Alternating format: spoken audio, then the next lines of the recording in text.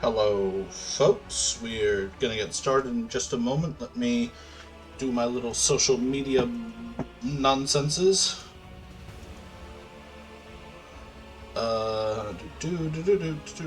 Profile.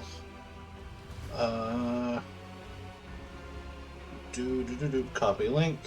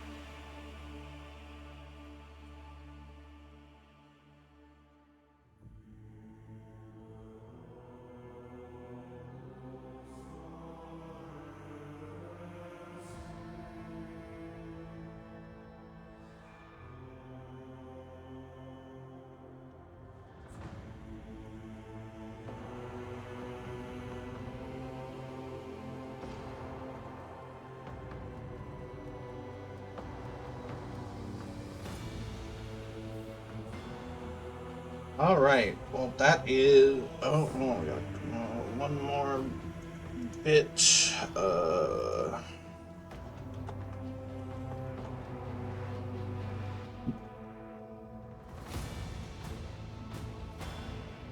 Do do do do do do do do do do do.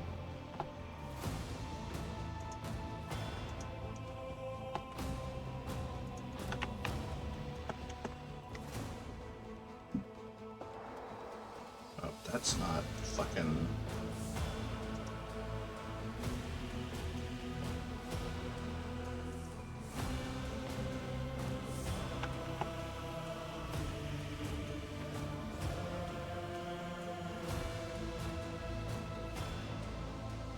All right.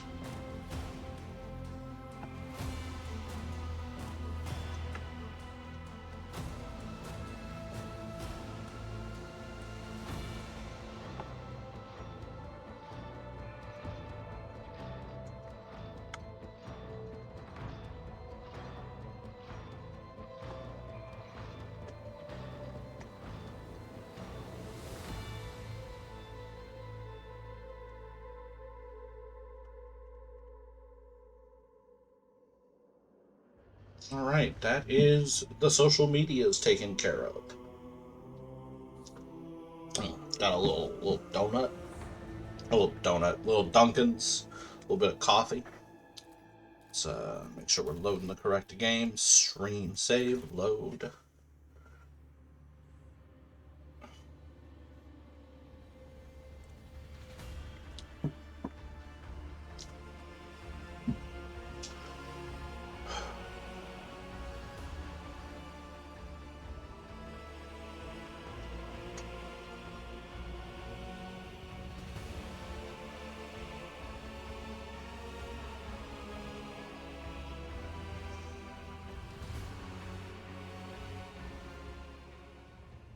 All right, we got a bunch of people to talk to. We will start with the non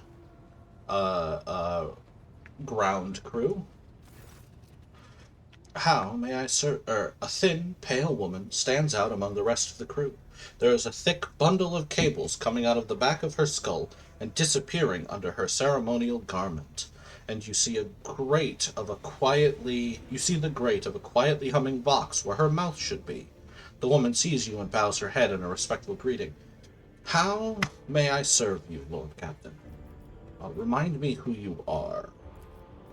Vox Master Octavius Vigdis Suri Ota of the Ptolemon dynasty, the current Vox Master serving aboard your vessel.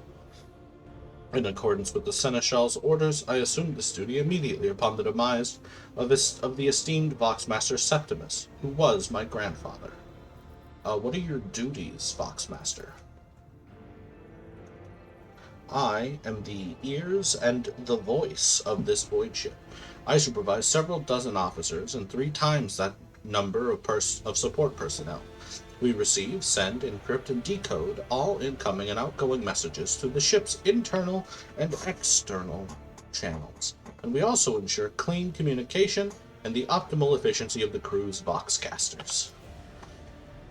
If ever you want to know what worries and concerns your crew are harboring, what your subjects are whispering about in local networks after their watches, and what their leaders are clamoring about over shortwave vox transmissions, just come and see me, and I will satisfy your curiosity.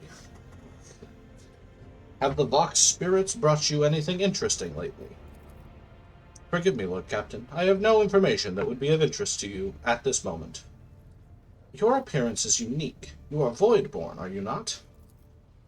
My appearance comes from my heritage, generation after generation of people who spent their entire lives in the depths of this void ship. Neither we nor our ancestors have ever left our home. But the same can be said about many denizens of the Imperium's million worlds.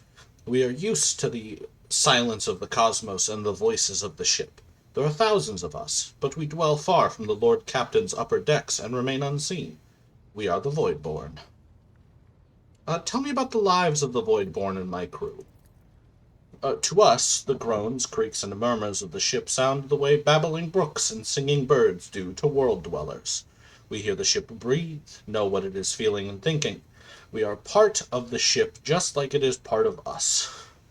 We perform numerous functions, and there are many officers among our number. Some maintain order and prevent mutiny, others serve as shepherds and support the crew, and some devote themselves to mending the body and spirit of the vessel. Most of the Voidborn are members of large void ship dynasties that bear responsibilities for a certain aspect of the ship's life. For 300 years, the main branch of the Ptolemon dynasty has produced the ship's Voxmasters, and most of our subordinates come from the cadet houses of the dynasty. How do you find life how do the others on the ship treat you? We look, speak, and move differently from the inhabitants of the planetary worlds. Our way of life, traditions, and quirks frighten these people just like the darkness of the cosmos. Many believe us to be the bringers of ill fortune, and alas, it is the Voidborn who get the blame for terrible warp phenomena during longer voyages. Several years ago, an unfortunate warp jump caused all the food on board to spoil. 15 days later, a hungry and furious crew nearly massacred everyone on the lower decks, blaming us for the misfortune and hoping to restock the larders with our flesh. I would have been killed during the mutiny had Adira Class not shown up in the right place at the right time. She came to my rescue, and the scoundrels' fear of her was even greater than their fear of the Voidborn. Then I assume you are close friends with Adira. Webs of tiny wrinkles appear at the corner of Vigdis's eyes, the only hint that the Voxmaster is smiling. The Voidborn seldom make friends, especially among the captain's entourage. But you see, many consider Adira to be different. I am different too. We have spent plenty of time in each other's company, discussing regicide over a glass of amasec. Except Adira changed after one incident, and we started to drift apart. The death of Lord Captain Theodora made her withdraw even more. I do not know if Adira considers me her friend now, but we used to be very, very close. It is good I can still look after her, in my own way. Perception test succeeded. Interpreting the Voxmaster's emotions based on half a face and a Vox-modulated voice is no easy task, but you manage to catch the undercurrent in Vigdis's words. The Voxmaster is not merely saddened by her rift with Adira, she is devastated by it. I see. Let us return to business. Uh, Connect me to the vessel's main channel. I wish to bolster the morale of my crew. The Voxmaster nods obediently and presses several switches on the device she is holding. It is done, Lord Captain.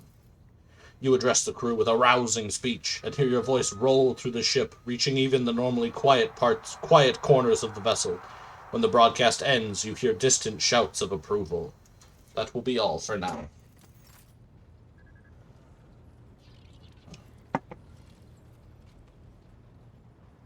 Okay. Go to the factotum. The corpulent man in lavish clothes bows before you, not without difficulty. A servo skull whirs over his shoulder, while the fingers of his augmented hand drum against the sheaf of paper he is holding, and he regards you with attentive interest through the lens of his magnifying implant. Greetings, your lordship. Janice Danrock at your service. Remind me, what is it you do on my ship, Danrock? Well, as the High Factotum, my duties encompass anything that might enrich you and your protectorate. I see to it that suppliers deliver all shipments on time, that our partners do not weasel out of their promises, and that all servants remember that the Emperor's grace can only be earned through toil for the good of the von Valancius dynasty. I also make arguments to ensure that our hold receive less than thorough inspections by port custom officers, and I find buyers for whatever it is you wish to sell. How did you come to serve the von Valancius dynasty? Well, I come from Dargonis, your lordship. I have been a subject of your dynasty since birth, and have always strived to be of use to the rogue trader. Alas, it was not my fate to be the primary heir of my own family, due to my being 15th in line for the title, so I decided not to stand in the way of those behind me in case they attempted to shorten the waiting list at my expense. Janice lets out an almost kindly chuckle. While my brothers and sisters schemed against one another, I studied the exact sciences and mastered bookkeeping, the greatest art of the Adeptus Administratum. I must admit that the accumulation of wealth, something one can control, is far more exciting than hunting, carousing, and the other traditional amusements of my noble peers. What was it like working with Theodora? Oh, now that is a tricky question, your lordship. Do you ask it of everyone, knowing they risk losing their head should they let slip a careless remark about your predecessor? Shall I put it thus? Working with Lady Theodora was never boring and always profitable. The Imperium has billions of subjects, but very few do what they love and what they are best suited to. I would say Lady Theodora was one of the fortunate ones. She was a model rogue trader, and she surrounded herself with those who excelled at and loved their work. Hers was a rare talent indeed. I wish to know what you think of your fellow crew members. Keeping tabs on your subordinate? A wise move. Tell me, who interests you, and I'll endeavor to be as honest as possible. Janris's eyes light up. He is obviously eager to speak his mind. Tell me what you think of Abelard, Danrock. Oh, Lady Theodora managed to do what even the Imperial Navy could not. Teach Master Worsarian to carry out orders that he fundamentally disagrees with. I do not know what methods she used, but the result is impressive. Having said that, there is something else you need to know, Lord Captain. Your seneschal is capable of something far greater than a mere conduit of your will. He possessed the cunning and experience to run the Protectorate passively whenever Lady Theodora was away, and that really is saying something. Keep an eye on that old officer, I say. Or, alternatively, turn him into a faithful ally. I spilled coffee on myself.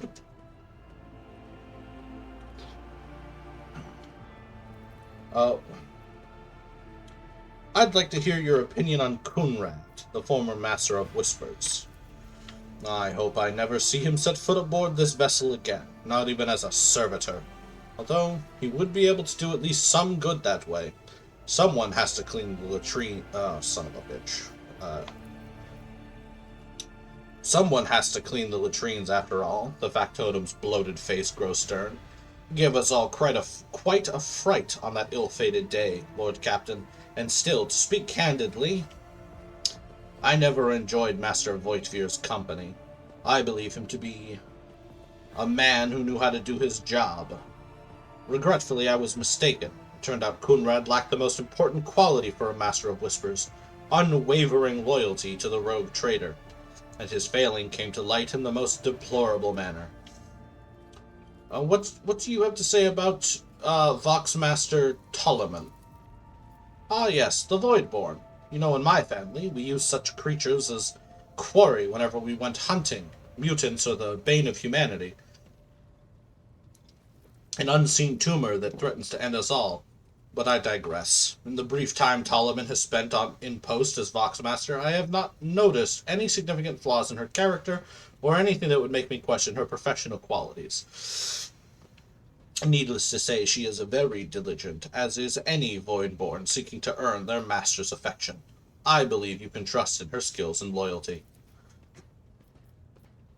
I don't want to do either of these things, and I don't care about this. So yeah, that's enough questions for now.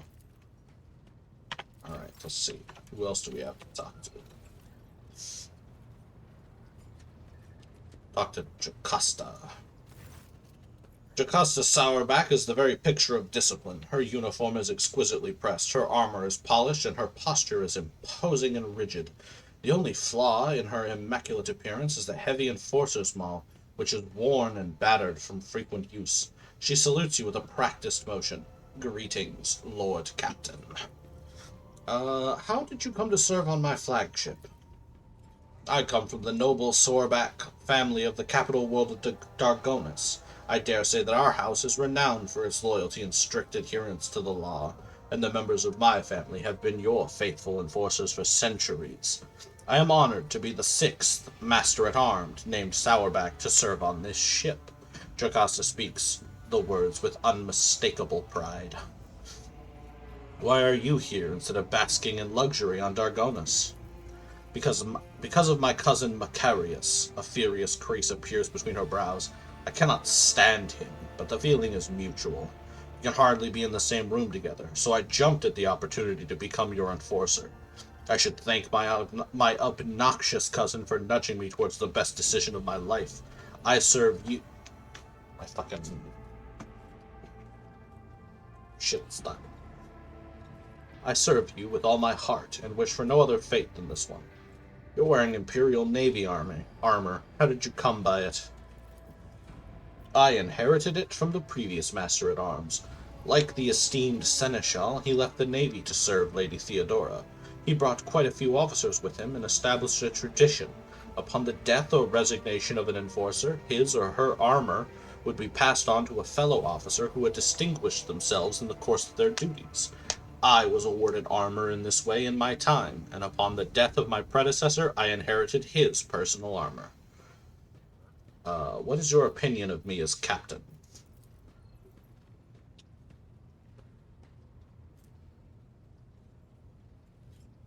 I do not doubt the astuteness of your decisions, but beyond that, I am impressed with you. I have heard about the brutal punishments that you have endured, Captain.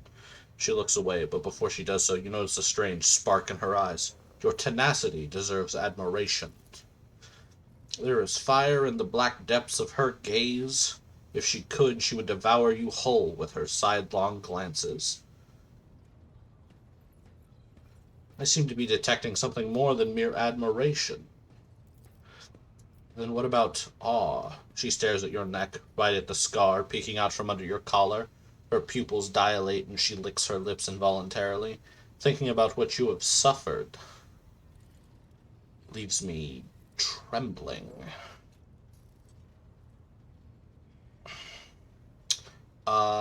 You forget yourself, Mistress Sourback.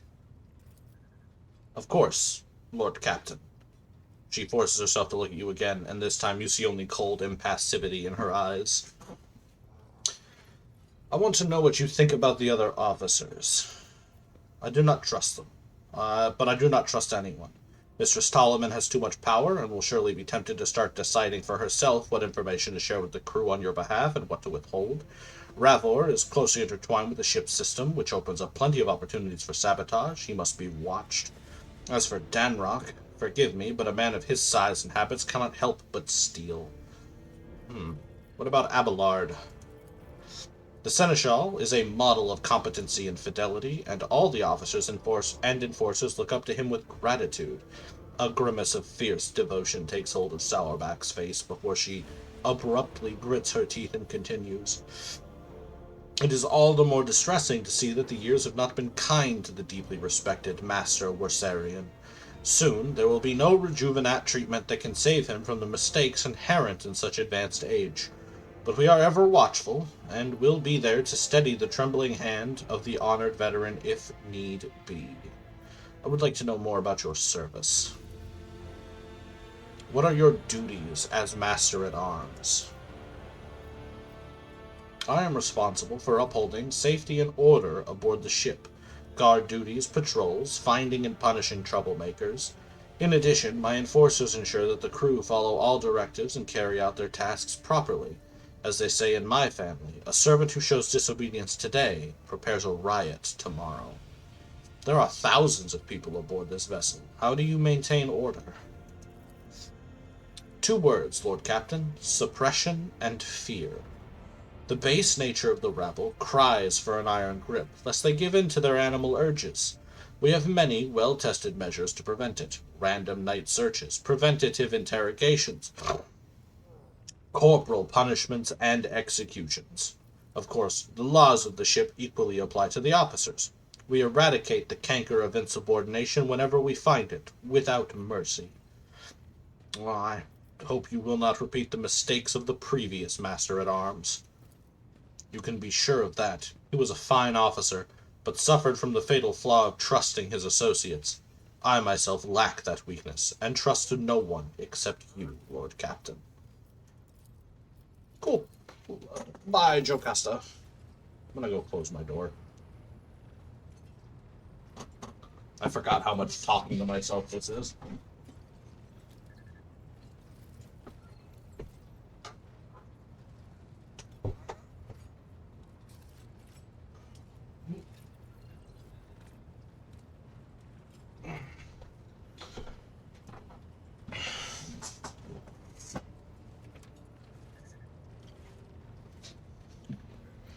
Alright, let's see. We also have to go talk to our, where is he?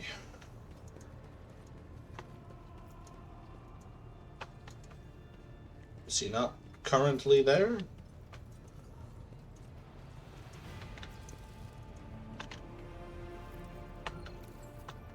Hold on.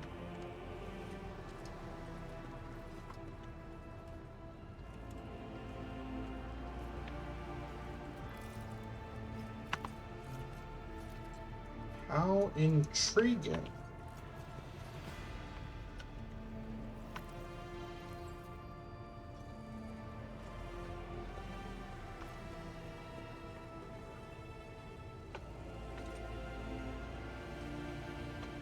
There's supposed to be a guy back here to speak with. He's not here. Fascinating. I guess we'll talk with Ravor then.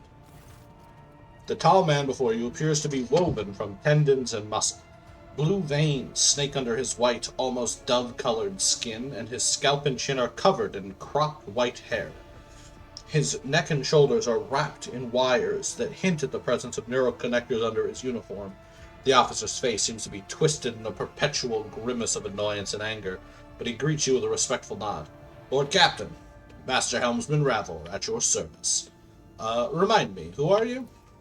I'm the Master Helmsman, Lord Captain. I stand at the wheel of this here tub, your vessel, and bark commands at the idiots who tend to its related systems. In layman's terms, I'm the one who stops us from running into an asteroid or a disruptive gravitational wave when we're traveling through the void. Do you control the ship in real space? I wish that was my only job. I have to steer her through the warp, too.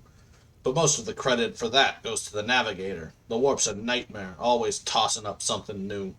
In all my years at the helm, they count for nothing in there. My part's small enough. I just monitor our systems, follow the charted route, and I don't kick up a fuss when new orders come in from the Sanctum. Real space, now that's where I keep my eyes peeled. Gravity anomalies, void currents, hard radiation, that kind of shit shows up everywhere. Think the Emperor, the augurs on this vessel are holding up, and so far we've been able to spot if something bad's coming our this way. Who are the idiots you're in charge of? There's too many to list them all. Tech priest from the engineer. Son of a bitch. Son of a bitch. Tech priest from the engineering, voidsman from the auger decks, the work-shy fools on the bridge. I'd have every last one of them flogged. They all need a wake-up call. They need to be whipped into shape, or else this ship will be going nowhere. Or even worse, it'll go somewhere we don't want it to. You're a Voidborn as well, aren't you? That I am. Born into a helmsman clan in the bowels of a Chartist vessel. Studied the family trade until I was 15, then my entire clan was butchered in a mutiny by lower hold scum. They spared the young'uns, of course they did. Kids with implanted connectors make great navigational servitors. But I was having none of it. They weren't going to make a servitor out of me. So I escaped into the crawlways, and then I spent months picking them off, one after the other. Oh, you got me talking up a storm. Anyways, yes, I'm Voidborn. Oh, finish your story, Ravor. I'm interested. Not much to tell. I gutted everyone I could get to, and then I fled upwards, to the middle decks. That's where the auger operators took me under their wing. They have apprentice helmsmen of their own up there, you see. Nobody asked me any questions, so I stayed. I grew up, trained, got smarter, then ended up a junior helmsman. A dozen years later, Danrock spotted me and lured me away, the cheeky blighter. Well, I can see you're not the gregarious sort. Graver's eye twitches, which makes the grimace on his face even uglier. Have I done something to displease the Lord Captain? On the contrary, you're the first person on the bridge who's not tripping over themselves to lick my boots. Helmsman's perpetually twisted mouth twitches as if he's trying to smile. It looks sinister rather than friendly. Oh yeah? Well, I'm pleasantly surprised myself that you aren't having me flogged for insubordination. Will wonders never cease? Connecting wire. Robert points to the cables around himself. Connecting wires. Once they go into the control panel, I become one with the ship. Except the bloody cogs mess up the wires, stimulus injectors, and connectors when they implanted them. They twist the wires the wrong way or burn something in my noggin. Anyways, I can't sleep. It just doesn't happen anymore. It's been 30 years of non-stop stimulants and a splitting headache, so you'll forgive me if I'm not all smiles, Lord Captain. That's crazy. Well, I must take my leave. See, there's supposed to be a fucking guy back here, but he's not here.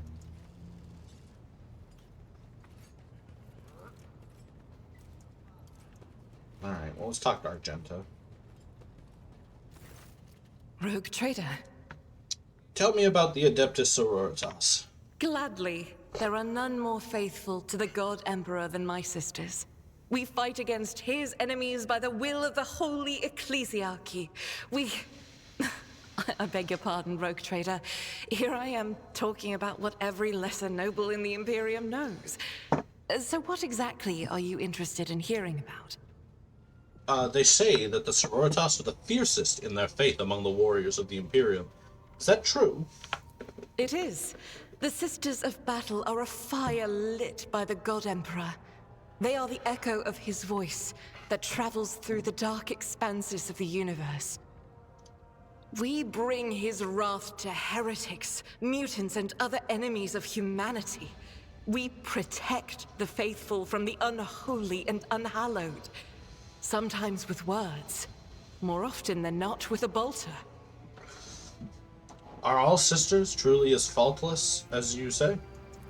Even the novices of the Adeptus Sororitas are drawn from among the most worthy.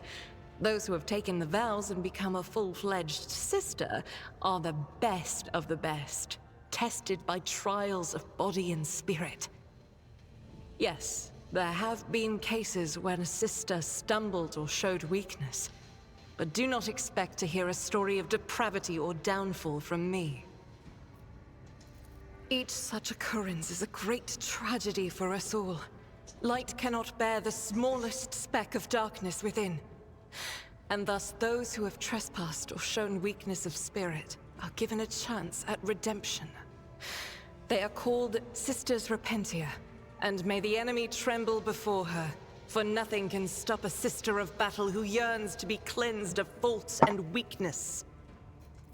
Wearing nothing but robes, no armor, eviscerator in hand, those sisters who have once faltered find repentance on the battlefield. Their lives are seldom long, but a death in the name of purgation is a better fate than to live with a shadow in one's soul. What order are you from? Once I had completed my novitiate, I was sent to the Calixian branch of the Order of Our Martyred Lady, assigned to the Orders Pronatus. The Order's mission is vital and noble. The Sisters Pronatus protect great relics of the Imperium. We guard them, preserve them, escort them when they are brought onto the battlefield or presented for pilgrims to venerate. And we seek out the relics that have been lost. Neither a coven of heretics nor the most wicked death world can deter Sisters Pronatus when their goal is to return a piece of the great legacy of the Imperium into the hands of the faithful. The Order Pronatus is not one of the Order's militant, and yet you are a trained fighter. Don't let the name deceive you. The Order's militant trains sisters to march onto the battlefield as an army. That does not make sisters who belong to the non-militant orders timid and helpless. Both the solace-bringing Sisters Hospitaller and the enlightened Sisters Dialogus know how to greet enemies of humanity. Their dialogue with heretics is usually quite short, with the last word being a bolter discharge. And my order has all the more reason to be known for the martial prowess of its sisters. We are the keepers of the Imperium's relics. What would become of our blessed hero's legacy if the Sisters Pronatus could not protect it? Fair enough. You said you belonged to the Calixian branch of your order. What brought you to the Expanse? The Order sent me to Footfall. My undertaking was to assist the local priesthood of Drusians in caring for a sacred reliquary that had been there since the time of Parson Mr. Wayne, the station's founder. Are there any other members of the Sororitas in the Expanse? None that I'm aware of, but the Sisterhood's orders are many, and can operate independently of one another, sending their sisters wherever their presence is needed as deemed by the Ecclesiarchy. Perhaps somewhere in the Lord Inquisitor's retinue, may his path be blessed, my sisters perform their duty as we speak. I wish it were so. Even a single evening spent in joint prayer and training would bring me joy. I have no further questions about the Sisterhood. Should any more arise, keeping them to yourself would be imprudent. It is a virtue to take an interest in holiness. Tell me about yourself, Argenta. About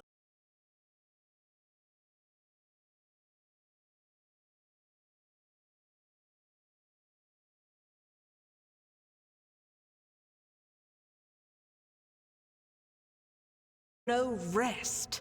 There is no place where we can be safe from their machinations. What happened to the people who wounded you? Did Theodora's men eliminate them? Sadly, they did not. Lady Theodora was in a hurry and chose not to stay on the planet. Her people took me to a ship while I was unconscious, and when I came to my senses, we were already flying away. How I pray to come face to face with those heretics once more, and it's bound to happen someday. You mentioned making a mistake. It happens even to the best of us. My mistakes are my burden to bear.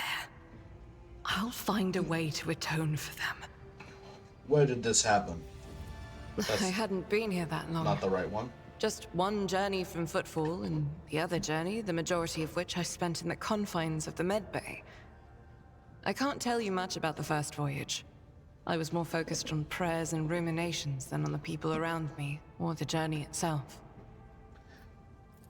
During the last journey, Seneschal Viserion stood out for me. He came by several times to ask about my health. He's an honorable man and a loyal servant of the Imperium. I think he is as meticulous in his inspections of the logistics systems as he is in his inquiries about the health of the occasional sister of battle aboard the ship. But not all of Theodora's people have earned my trust. You know who I'm talking about. There is no place for Adira Tlas among the God Emperor's faithful. I'm surprised she wasn't in league with the pirates. And I'm equally surprised by how deep heresy and treason run in this place. I'm glad we all made it through that dark hour. May the day that follows be bright. Where did this ambush happen? On one of the recently discovered planets in the Expanse. No one suspected that it had already been tainted by the filth of heresy. Had I known it beforehand, of course I would have been on my guard. We could go to that world and deal with the chaos. The path to that planet was lost. All the knowledge is gone, along with the previous Navigator. It would take immense effort and resources to rediscover the route.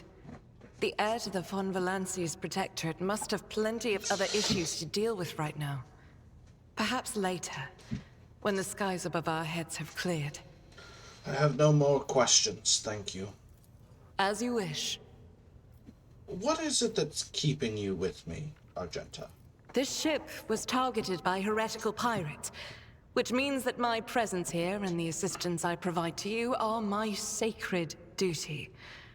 Sooner or later, I will likely have to return to Footfall to protect its reliquary. But for now, I wish to remain a part of the Rogue Trader's crew. I enjoy your company, Argenta. I hope that you remain in the crew, and that this ship becomes something of a home to you. Those are very courteous words, Rogue Trader. Thank you, both for your words and your hospitality. You mentioned a personal request. I indeed have a request, Rogue Trader. Oh, this isn't voiced? The accursed servants of chaos who assaulted this ship took the lives of your loyal crew members, and they orphaned many children, including the progeny of the brave officers who defended their posts until the bitter end. I don't know what customary practices there are for cases like this on Von Valancia's territory, but in the world that I'm familiar with, the children of such brave souls could expect to receive some special consideration. Perhaps the Rogue Trader could meet with the orphans? What good would meeting them do? These children are the future of your crew, and one day they too will have to stand against evil and heresy as their parents did. By meeting them, by speaking the right words to them, you will honor the memory of the fallen heroes and light the way to heroes in the making. They will always remember the day they met the Rogue Trader. Besides, it will bolster the orphan spirit, help them recover from their loss, which can be hard for someone so young. Very well. Make the arrangements for a meeting worthy of a Rogue Trader. I will address the orphans with a speech.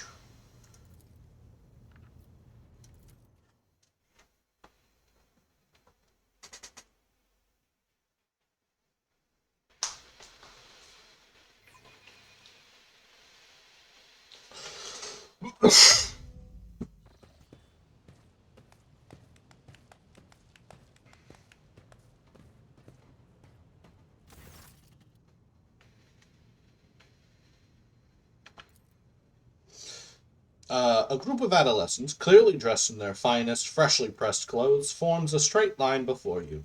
Some stare at you with wide eyes like you're some mythical creature, while others huddle together in fear and look away. Our indefatigable sister has been keeping an eye on these pups. Abelard glances at the gathered children. It is hardly the Schola Progenium in here, but we have provided the orphans on our ship with adequate care and instruction.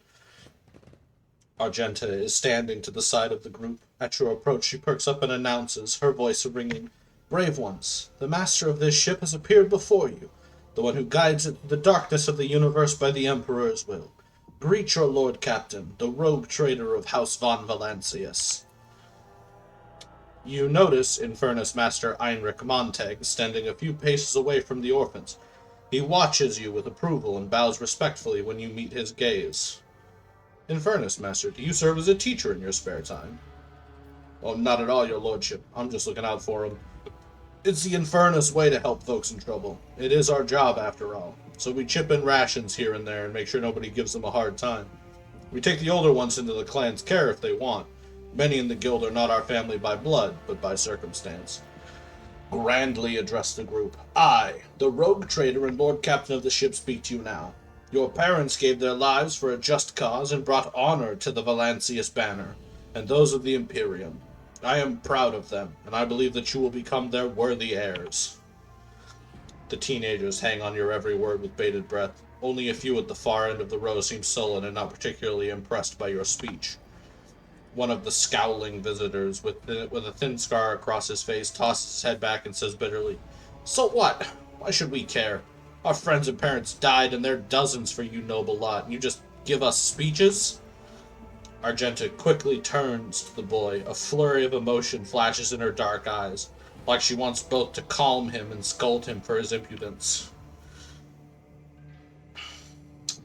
If you have things to say them without fear. I will listen. The boy smiles grimly. It doesn't matter what we say. It won't bring our parents back, and it won't change our fates either. We'll keep slaving away on this ship until we drop and die like our folks, or worse.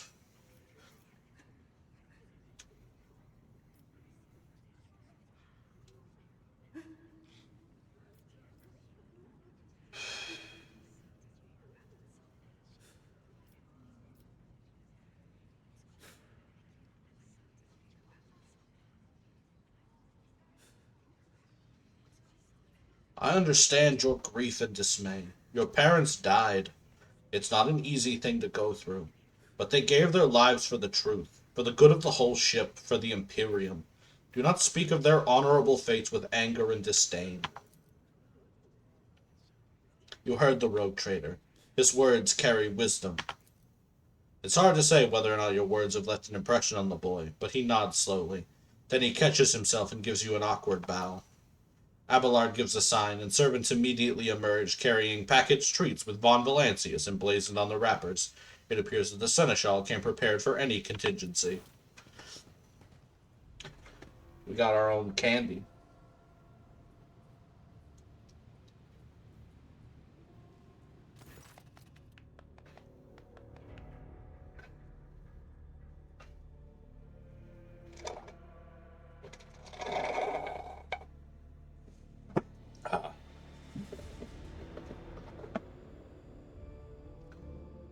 Argenta rubs her temple pensively. She smiles and offers a few more words of encouragement, then leaves the bay.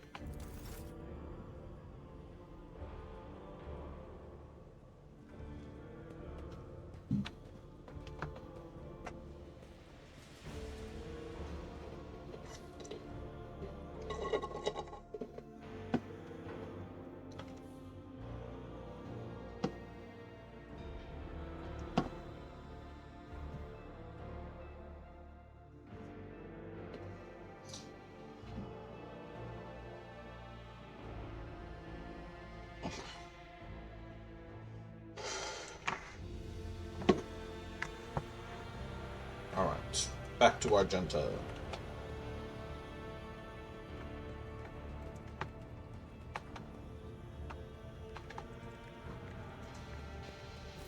Greetings. Oh, I guess there's nothing to talk to her about again. Alright, well, let's go talk to Abelard then, real quick. Lord Captain? Let's talk about things that may be useful to me as the rogue trader. A noble aspiration, Lord Captain. I am ready to acquaint you with all the particulars that interest you. Outline the situation in the Expanse for me. What do I need to know and keep in mind? This is a topic for an official briefing, not a casual conversation. But I will try to answer succinctly. And if you permit, in my own words. The Coronis Expanse is considerably removed from the heart of the Imperium. This means that local warp routes become useless within months. Established pathways are regularly subject to attacks from all kinds of rabble. And in the only major port, the Imperium's frigates find themselves moored alongside pirate vessels. Until recently, the Coronis Expanse could hardly have been called a region of the Imperium. The situation has changed with the arrival of the Lord Inquisitor, but not by much. This place operates under its own rules, you see. More radical, so to speak. But ones that allow for a non-standard approach where there is a promise of victory. The Coronis Expanse is considered rogue trader territory for a reason. Only rogue traders have sufficient military might, audacity, and the rights granted them by the warrant to survive the leap into the unexplored part of the Expanse, and in the event of a successful outcome, to hold on to whatever they manage to capture on the frontier. Who are the main players I need to be aware of? In the first instance, you should treat official representatives of the Imperium with respect. The Expanse may be on the fringes, but it still numbers among the territories of the Golden Throne. The arrival of the Lord Inquisitor has turned the Coronis Expanse into a less wild and uncontrolled region, to the regret of some individuals who had grown inured to the local lawlessness. Rogue traders such as yourself are also servants of the Imperium. They have been accorded special rights and powers. They wield immense authority within their territory, and they enjoy absolute respect in other parts of the Expanse. The most powerful of them are Kalagos Winterscale and Incendia Bastal Chorda. Tread carefully when dealing with either of them. If we are to speak of unclaimed territory, which is what Footfall is, among the scum that dwells on that handful of asteroids, there are 3 factions that wield considerable influence in the sector. The first is the Kazbala Commission, organized crime in its most primitive form. It holds sway over the Liege of Footfall and has links to rogue trader Winterscale. The second faction is an offshoot of our shining ecclesiarchy, followers of St. Drusus. They are actively building their forces and hold influence over rogue trader Chorda. And finally, the third faction, the Explorators, a wing of the Adeptus Mechanicus. They are willing to die and kill for the secrets of the ancient technological heresies that are hidden among the stars of the Coronis Expanse. Kunrad, our previous Master of Whispers. What can you tell me about his betrayal? What do you think he'll do next? You know, Lord Captain, I am no admirer of fine art. But when we next find ourselves in a civilized port, with time to spare, I will promptly find an artist and commission a portrait of the individual to whom you refer, with a hole between the eyes. Kunrad Voigtveer. That he committed his treachery and escaped with his life was an unforgivable oversight. We both served Lord Captain Theodora for many years, and we never saw eye to eye. He was brash. He was never afraid of assuming responsibility, and he willingly took on difficult tasks. I am loath to admit it, but the Von Valancius Protectorate continues to reap the fruits of his labors to this day. His service always garnered my respect. But everything else about him made me want to wring the neck of that two-faced snake. If you are taking comfort in the thought that we will hear no more of Kunrad, prepare to be disappointed. You thwarted his plans, his meticulously plotted and nurtured treachery. He is sure to attempt to strike at you, and he will use his contacts and knowledge of the Protectorate to do so. The only question, Lord Captain, is whether you will be able to anticipate his next steps. As you wish, Lord Captain. I'd like to know more about you, Abelard. As you wish, Lord Captain. What would you like to know? Tell me about yourself. What were you before you became Theodora's seneschal? I used to be an officer in the Navis Imperialis. No, I used to be is not quite right. It was not simply a job. It was my calling, the essence of my life. I was proud to serve Lord Captain Theodora, but in my heart and mind, I'm still an officer of the Imperium. I met Lord Captain Theodora on a mission where the Imperial Navy was providing reinforcement to the rogue trader's army on one of the frontier worlds. Our acquaintance was not easy. Working with people outside the Navy hierarchy has never been my strong suit. It was to my great surprise then, that after the mission's completion, I received a referral to leave my service in the Navy. and join the rogue trader's personal council. It was a difficult choice for me. But I saw in the offer a chance to serve the interests of humanity even more effectively than in the Navis Imperialis.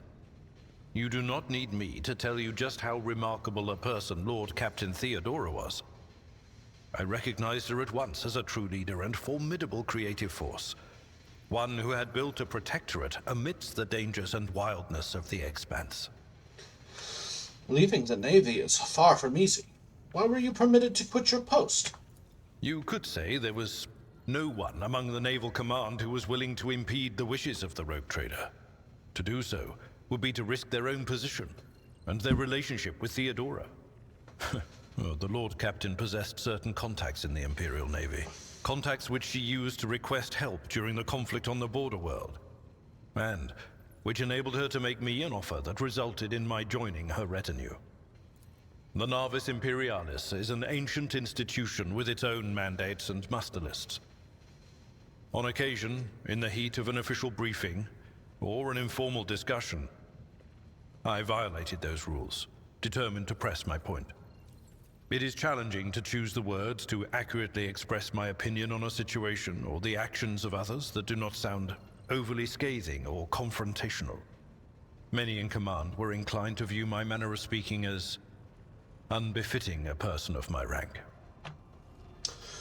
The way you talk about Theodora, I'm beginning to think you were in love with her. What? Lord Captain, any allegations of improper feelings or unsanctioned relations are utterly baseless and bordering on the insulting. Utterly baseless.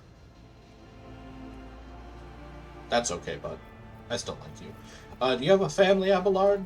I am a widower. I am a father of 4, and if my information is not outdated, a grandfather of 11. My family lives on Dargonus. None of my children express any eagerness or aptitude for serving aboard ship, and I would hardly have insisted that they follow in my footsteps. Thank you for your time, Abelard. Of course. Abelard, I have a feeling we're going to be together for a while. You're allowed to call me by my first name.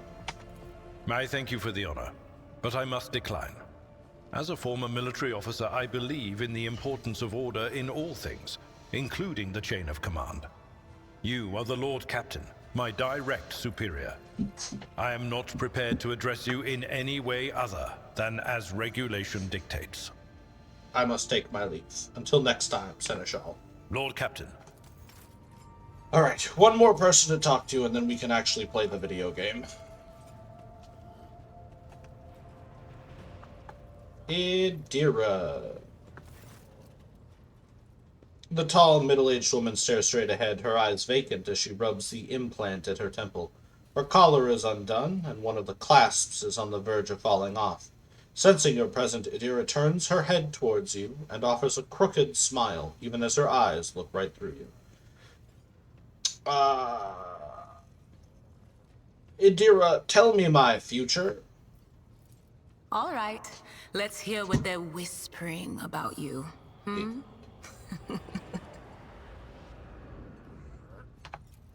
Seek not on firm ground, but in a golden hall suspended in the void.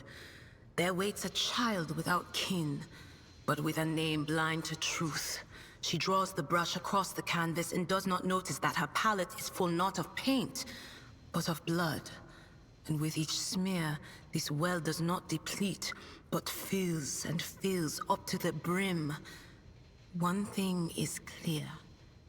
When this vessel overflows, none will remain unstained.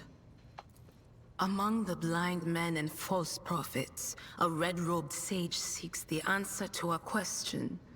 He does not know that it is not the answer he must seek, but the question that will draw everything into focus. Will you help him, Rogue Trader? But mark that sometimes ignorance is sweeter than oblivion.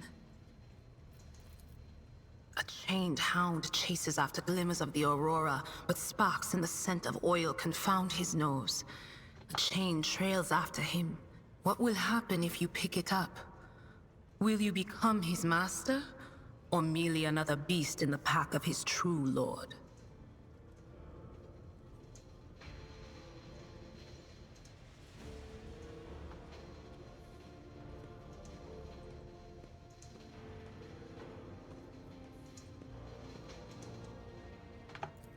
The glow of dawn bursts forth from its prison. Dungeon walls cannot contain the dark essence wallowing in the dust. A naive cub pushes his nose into a familiar hand, one that holds death in twisted glass. Cherish it or cast it off as a burden. The sword of change has already been raised. What is one more life to it? I'm sorry, Lord Captain. The voices are going wild. I can't make out a thing. I'll try to rein them in, somehow. But for now... About your abilities, Adira. What are you talking about, Lord Captain? You are a psyker. Psykers are normally only granted the right to live with the Emperor's blessing. Have you ever been to Terra? Look, Lady Theodora couldn't care less if some eggheads measured my brains or not. It's not about the seal on your forehead, get it? It's about what's in your gut, if it's rotten or not. My gut's stronger than the adamantine on this here ship. And my implants are better than the ones they put in you on your Terra. If they weren't, I wouldn't have lived as long as I have. Damn, alright. Where are you from? Lyra, an outlying world in the Heathen Stars region. In the Coronis Expanse, the deeper you go, the less visible the Astronomicon gets, and the less people know about the Imperium. The arrival of a rogue trader is the best thing that can happen to a world like that. The very best. Tell me about Lyra. It's an out-of-the-way planetoid between two faint stars. On Lyra, a dozen local tyrants fight over 5 measly continents. But they use everything they can to win. From poison to psychers. I haven't been there in many years, but there's nothing for me to miss. Trust me. But here on the ship is a different story altogether. I saw more wonders in my first year serving Lady von Valancius than I'd seen in my whole life on Lyra. Like my first journey through the warp, I was in bed for 3 days. I felt like supernovas were exploding in my head. I only found out later that I'd gotten off easy. Just through the bulkhead, in the bay next to mine, a whole team turned into... Look at me rambling on, Lord Captain. Pay no attention. No, finish the story. It wasn't like it was a very fun trip, Lord Captain. But look, if you want to be entertained, I'm the woman for the job. I'll entertain you with one of the stories from my collection, no problem. But if you want to hear about the time I melted everyone in the bay next door, well, I just don't really want to go into the details on that one, all right? That's fair. What did you do before you came to be on our ship? Oh, I embroidered wall hangings in honor of our national heroes. I did the same thing I do here, Lord Captain. Divining.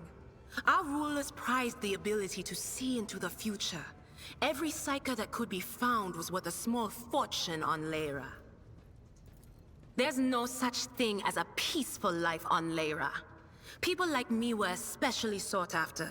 They'd pick psychers up wherever they found them, buy kids off their parents, even just abduct them. Take me, for instance. I got taken from my street gang. The older kids sold me when they noticed there was something off about me. The ruling dynasties had schools where they trained us and beat us black and blue. And then they packed us off to serve. Some of us held on for a long time, but others didn't last. Not everyone's as smart and talented as me, you know. Some people crossed the line and were out of commission before their time. How did you end up in the rogue trader's service? Theodora von Valancius paid a visit to the ruler I was serving at the time. I don't know what the visit was for. And it's no business of mine anyway. I can still remember the way the voices in my head changed when I looked at her. They were practically screaming. She had so much behind her, and plenty ahead of her too. As I gawped at her, all of a sudden I heard a whisper.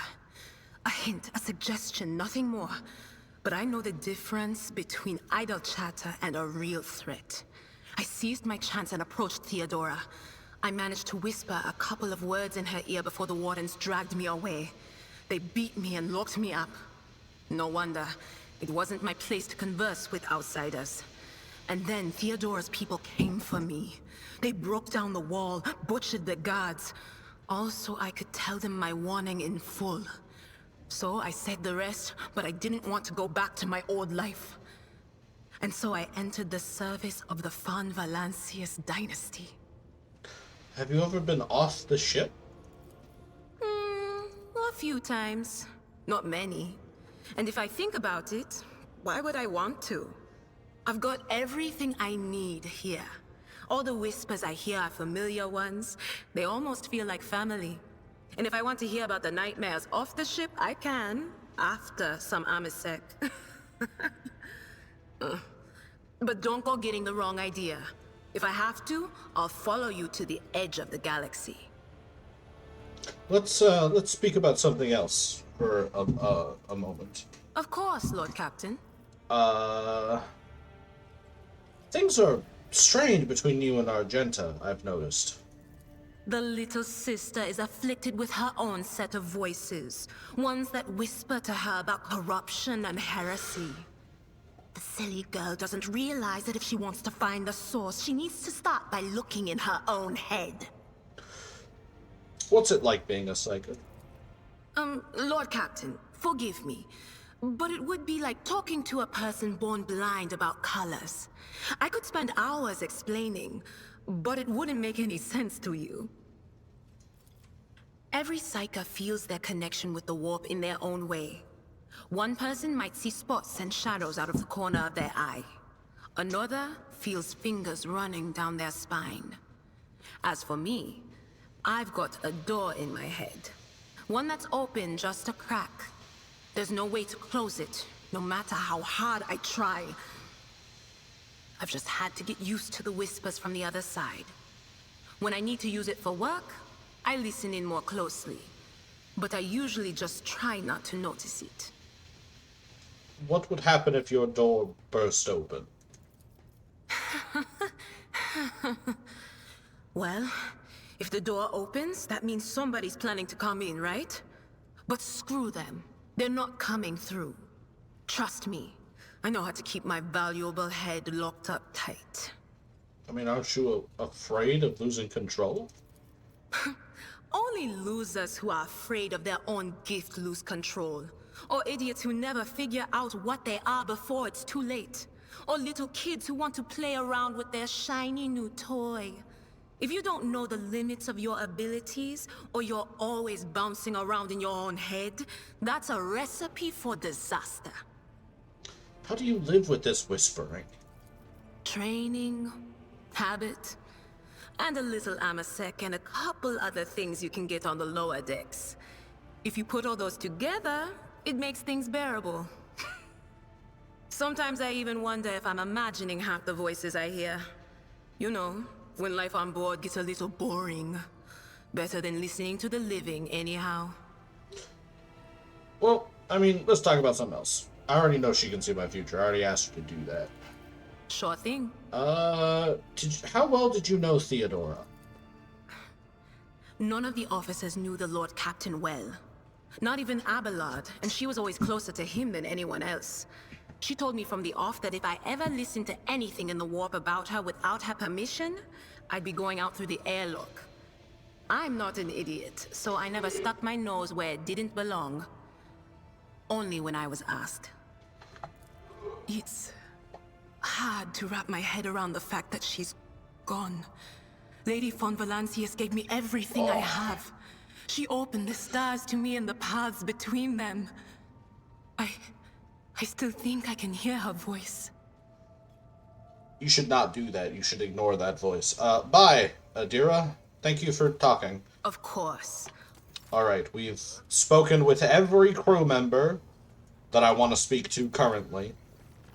The DLC that we have installed does open up the ability to visit the Astropathic Choir and the Void Chapel, but there are a couple of followers, a couple other companions I want to acquire before we do that. So for now, we're gonna actually play the video game. I don't know how to do all this. Alright, so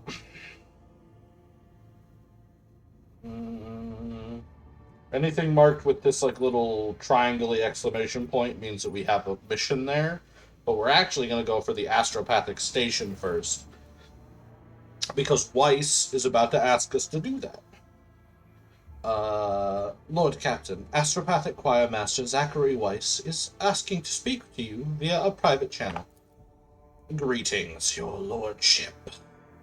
I can report that the choir is listening tirelessly to the immaterial, in the hope of picking up voices from the dynasty's ships or worlds. However, we have heard something horrifying instead. Amid the Immaterium's tumult, something is screaming. This scream is driving your choir mad.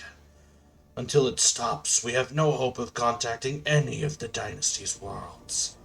It is coming from the Rycat System's Astropathic Station. I don't think we've been introduced yet, actually. Hold up. Indeed not. And we meet under lamentable circumstances. My name is Zachary Weiss, and I am proud to be the choir master of your ship's Astropathic Choir. The duty I perform is to keep you in contact with the Expanse via astropathic messages sent through the warp by trained psychers. Cool. What's the nature of this scream? We do not know, your lordship, but it has brought the Immaterium to a boil. It has always been a violent, roaring ocean that could spell doom to any who would consider stepping into its waters. Now, however, it has become a cradle of madness, where expelled images fuse together, twisting and crackling before crashing into the minds of all who perceive it. A mighty war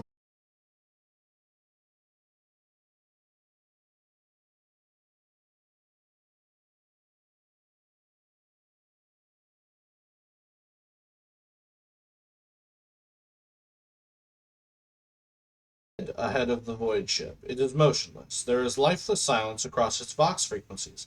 Its lights are out. Even those who have no warp sensitivity can feel the presence of death. It is here, lurking in the shadows. All of this makes reading the reports of the ship's astropaths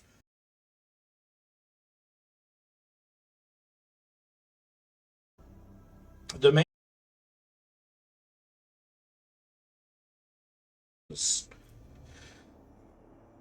uh, this is a terrible debuff to suffer from. So, order the station explored. Oh, hold on. Is this different? The psychic tree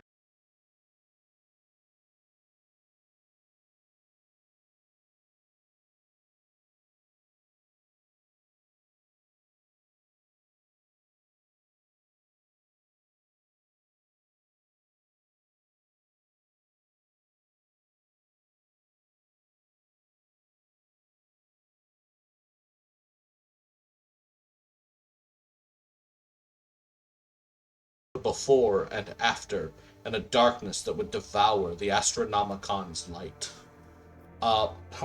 Burn everything. Void torpedoes shatter the fragile station. One can only hope that the unfortunate souls captured by the warp have perished along with their home. Yeah, we're just gonna fucking take care of that immediately, because that's that's scary. Now we're gonna go to this unidentified ship.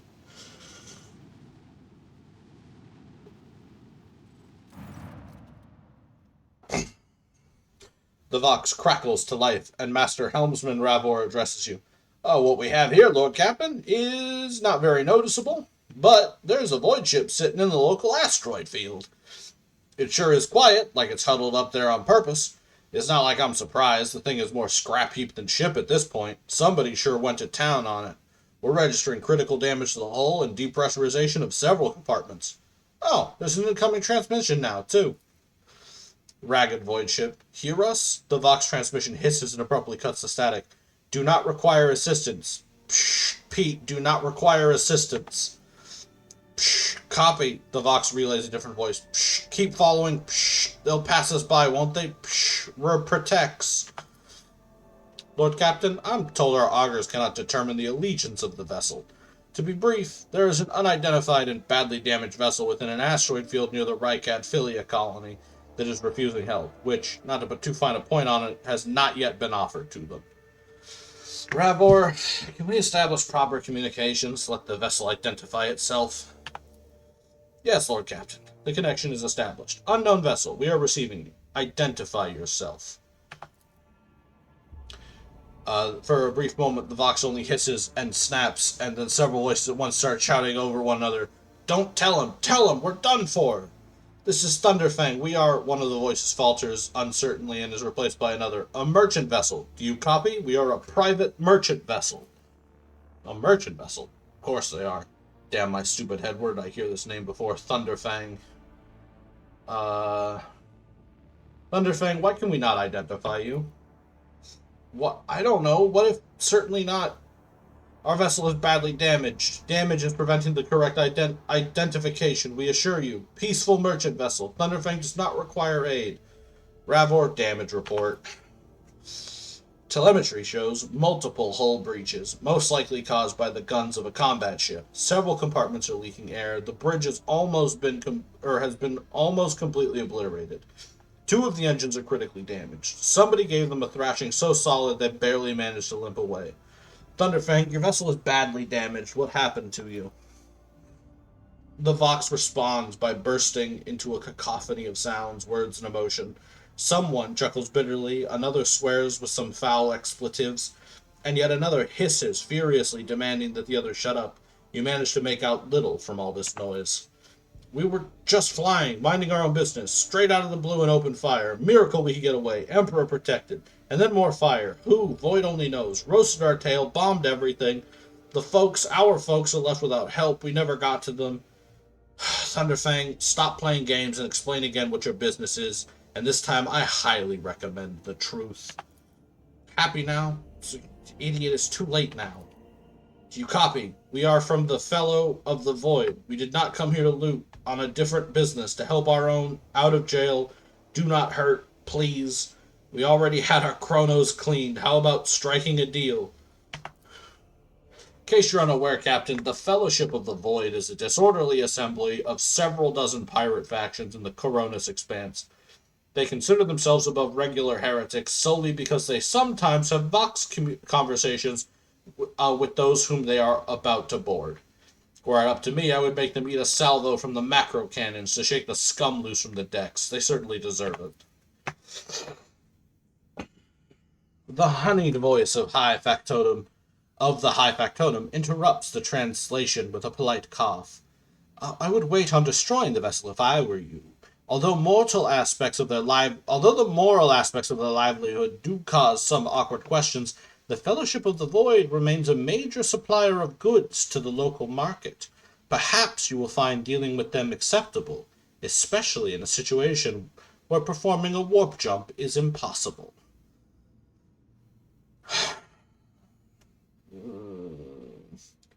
Thunderfang. Prepare for a commercial exchange. Alright. Well, I definitely want I want all of this. I want all of this, because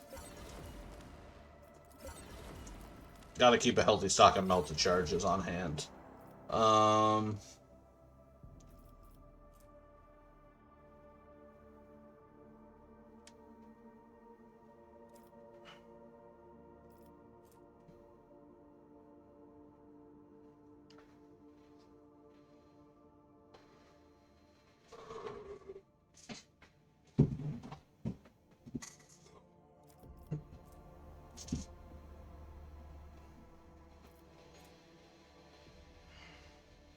Sorry, I'm just trying to see if any of this is actually worth taking. Then again, I only have 10 profit factor right now, so I can't get a lot of this.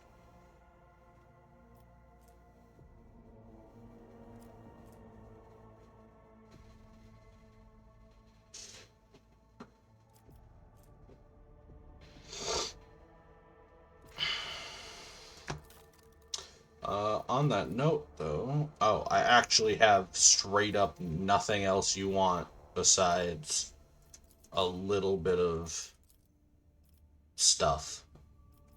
I guess because I don't have any heretic trophies or Xeno artifacts yet. I've got a little bit of heretic trophy. No Xeno and a little bit of Xeno artifacts, but nothing full up. All right, good talk. That did get me some stuff I wanted though, because we want the flamer for Argenta, because now she has a weapon that does area attacks.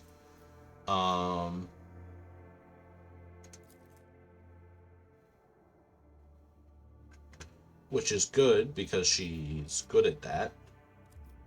And also, we're gonna get her the camouflage robe. Equip the camouflage robe. What the fuck? Camouflage robe, which is gonna make all of her attacks give the enemy -5 to dodge, which isn't much, but it's better than nothing. Idira, you're the only person who can really benefit from this, so you get denial of nightmares. And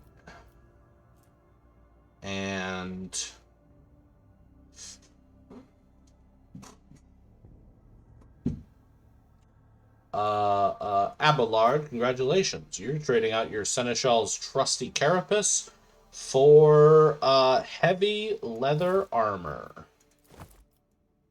Look at that swank coat. Yep, add to cargo.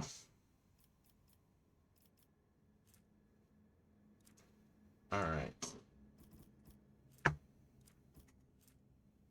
Also, if I'm being honest, the axe is not critically important to Abelard, because it does not work the way I thought it did. So we're going to send that to cargo, send that to cargo. Alright. Let's see. I know the order I want to do these in to get the most benefit. We're going to go Urak 5, and then Rykad Minoris.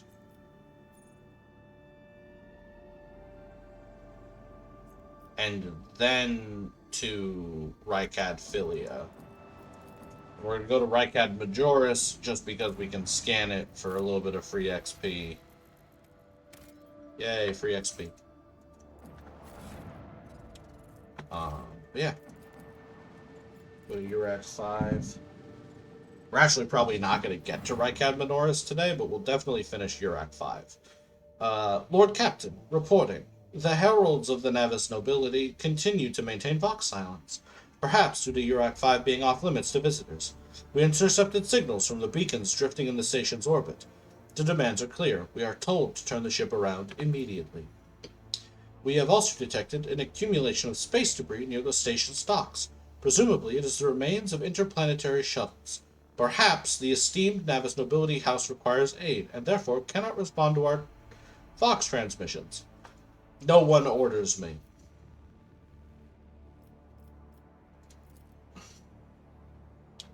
No, Lord Captain, of course not. Augur the station. Yes, Lord Captain. The officers from the Augur crew performed a full scan of the station, but the information is imprecise. They note wave distortions of unclear genesis that are throwing off most of the readings. We were able to ascertain that the reactor core of the station is still active, but many compartments are unpowered and some fully depressurized. The signs of biological activity are largely present in the central module, which means the station has not been abandoned. So the question remains, why are the esteemed Navigator's heralds ignoring us? Order the crew to commence docking. Affirmative, Lord Captain. We do not know what is happening at the station, so you will have to look for the esteemed Navigator's blind. Dock safely, and may the God Emperor light your path. We'll bring the full crew. Let's go.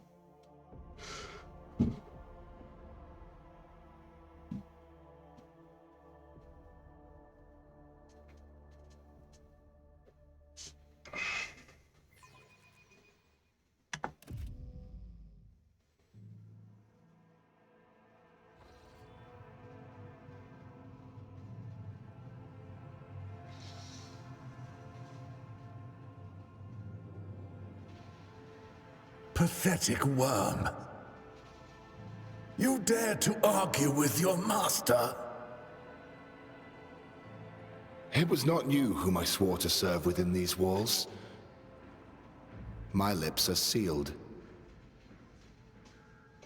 Confess! What was the old man's last command?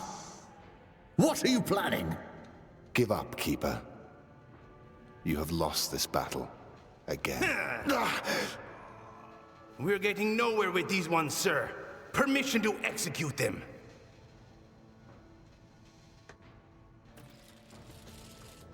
Wretches, you will be consigned to oblivion for your transgressions. Immortal Emperor, deliver your servants from peril. Prayers will not help you. In the name of House Orselio, I command you to execute the infidels. Pow. Pow, pow. Not a step further. Master, we have some guests. A tall man stops you with a gesture when you approach. Blood is trickling down the pearly scales of his weary face. And not just his own blood. 2 jet-black, unblinking eyes are watching your every move, and the third one, the mark of a navigator's fate, is menacingly pulsing behind the lowered lid in the middle of his forehead. Step back, or I will unleash all the horrors of the Sea of Souls upon you. Emperor, be my witness. Abelard, play my shit. Before you stands his lordship, the rogue trader Phosphoros von Valancius, heir to the greatest protectorate in the Coronis Expanse, and bearer of the sacred warrant of trade. Allow me to point out that the Nobilite custom requires the Lord Navigator to introduce himself first, but given the unusual circumstances on the station, his lordship, the rogue trader, is willing to turn a blind eye to your hostility. Once. In this case, I shall turn a blind eye to your unceremonious invasion. Once.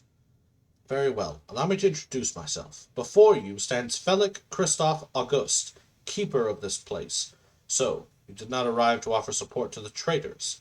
This is great news. Having said that, you must understand that Urac 5 is the holy sanctum for House Orselio, and the path to it is only revealed to a select few. Pains me to say you are not on the guest list. Fair enough. Provide me with a navigator, and I will immediately depart the station. I do not think this is possible. Urac 5 is an observation station. We do not sign contracts and do not provide navigators. We delve into the depths of infinity and chart the movement of warp storms. And besides, you have chosen an inopportune time for navigation. What is happening to the station? Betrayal. A most banal thing in the life of the nobility, don't you think? I was stabbed in the back by my closest friend, Theobald Orselio, the second keeper of Urac 5 and my mentor. On his instruction, my own people sabotaged the generators, blew up the shuttles, and brutally massacred the loyal servants of my mistress. Most unforgivably, they dared to take her prisoner. Greedy scum, I swear by the throne's light, their souls will perish in the darkness of the void. Felix falls silent for a few moments, and then furiously slams the end of his staff into the floor. The madmen have captured Lady Cassia and are now torturing her upstairs, while we are idly chatting down here. Help me rescue her, or begone, but waste no more of my precious time. What kind of help are you talking about? I would never ask for such a favor under different circumstances, and yet Felix takes his hand away from his ribcage, notices blood, and winces in pain. And yet Lady Cassia's well-being is above all. I haven't got many people left, and my wounds are too deep for me to act with precision and swiftness. But you may actually succeed. In order to ascend to the Mistress' chamber, you will need to remake a holy relic sanctified with the blood of Lady Orselio herself.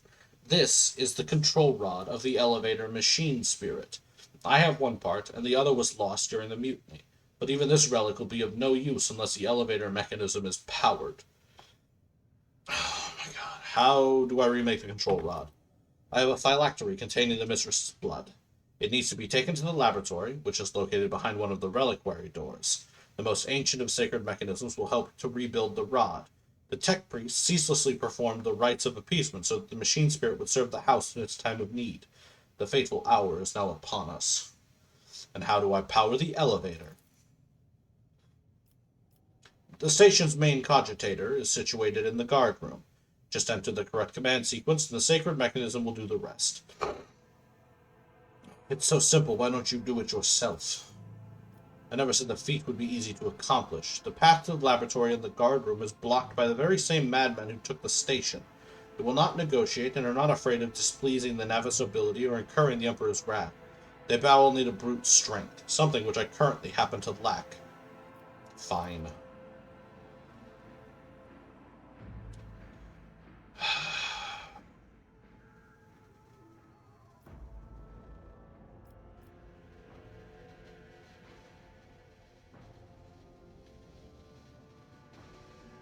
I will rescue your mistress, but in return, I require that House Orselio sign a contract with my protectorate. So be it. Hurry. The mistress' safety is all that matters. Alright. Pick up some loot.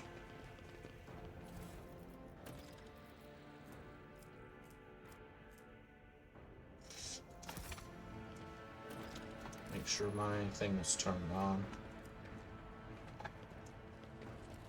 White.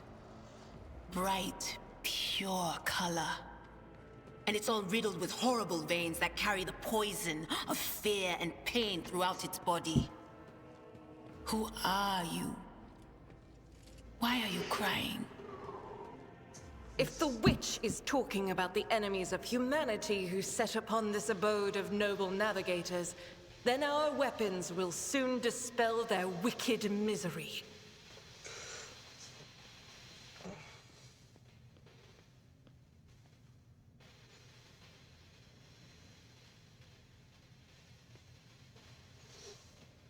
All right. Let's seize the moment.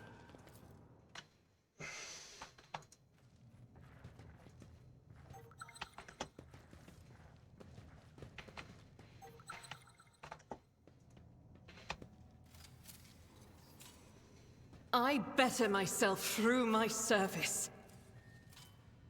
Never doubt me.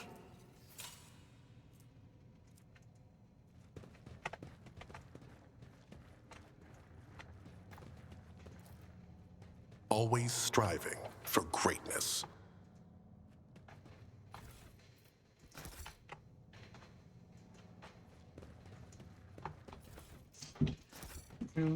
Stay sharp. This ocular implant was Oh. worthwhile. We are in a fight.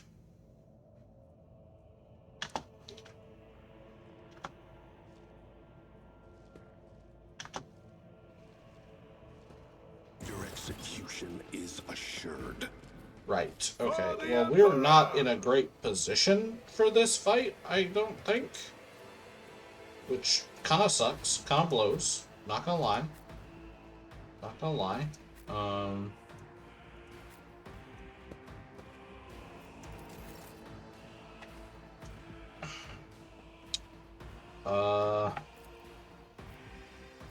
49. Okay. Get Doubt that is guy. for the weak. Each strike is a prayer. And then run and gun. So we can let's see.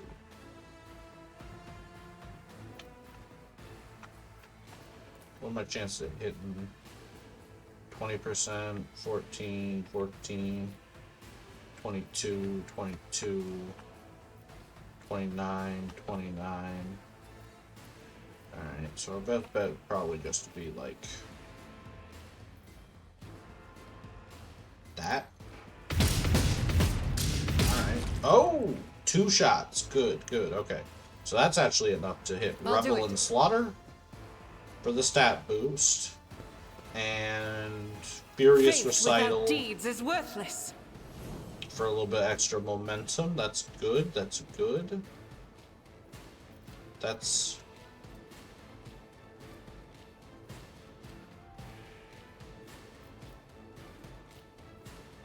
Oh, hold up.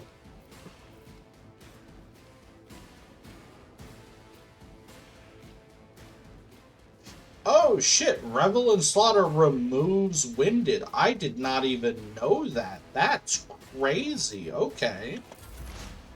I've been kind of sleeping on Revel and Slaughter. Can I reach y'all with anything? I can. I could scream one of you. Alright, in that case then, let's put dodge on Abelard, obviously. Because Abelard's got to cross this fucking field to do his thing. And then we will start stacking up. Will do. Exploits on the commander. Actually, commander, you're just out of range. Okay. Well, are you both technically difficulty 1 enemies? You are. What about you? Yeah, you're difficulty 2. All right, just scream him. All right. Break them morale! Follow my lead. Weapon at the ready. Oh, they're mostly just moving forward. That's actually great for me. If I go to here, can I then charge and reach any of them? I could get to here. Could also get to here. Yeah.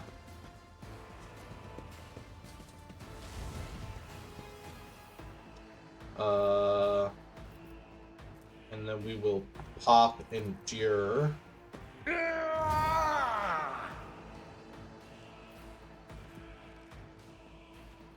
And brace for impact.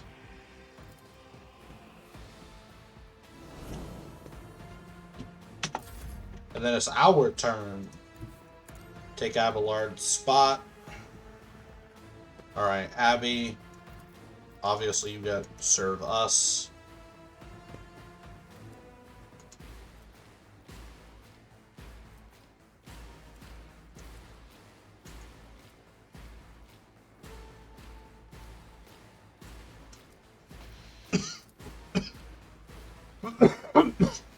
And I'm actually going to give this to Argenta.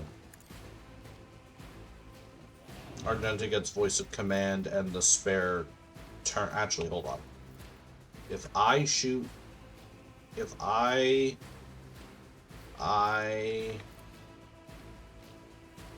cannot make a shot here because my gun's range is terrible.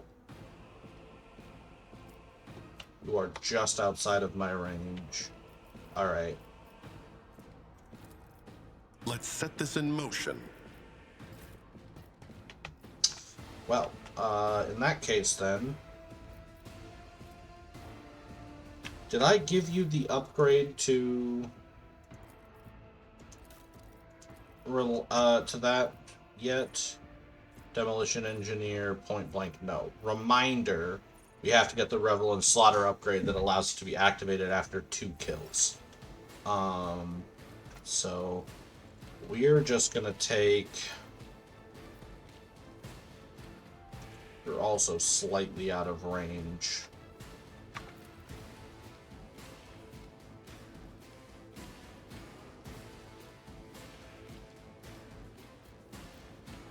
As the Emperor commands, I am. Alright, we got him. That's fine. Yeah, okay, and then we get a free turn, actually. So... Finest hour on Abelard. My resolve! Alright, Abby. So, if I stand here, I could charge him. Okay, cool. So go here. Kill that guy. Oh. At your beck and... Victory is in...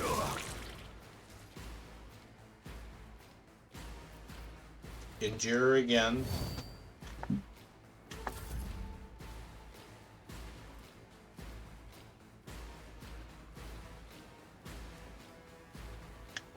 Stay vigilant.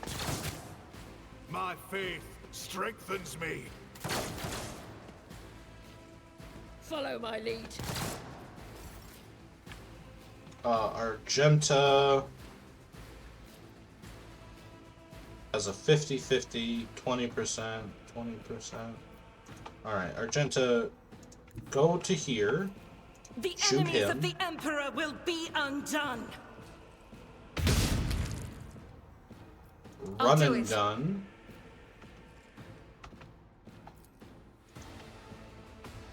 To here. Shoot him. Miss, that's fine. Idira. Go to here. Scream no one to death, actually. So don't move. Just apply dodge to Argenta.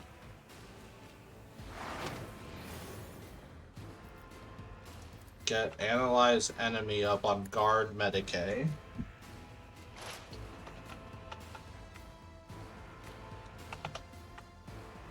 Actually, if you go here, is he in range now? No.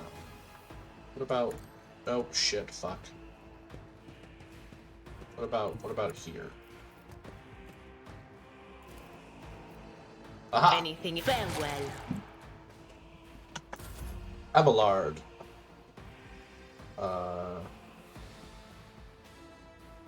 Go to...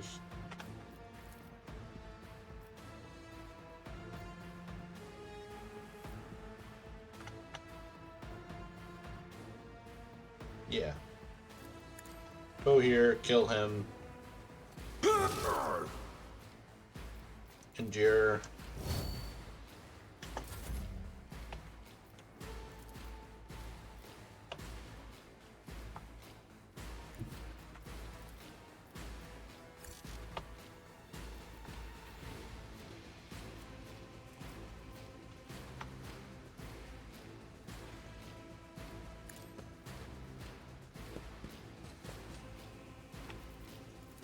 I know what to do.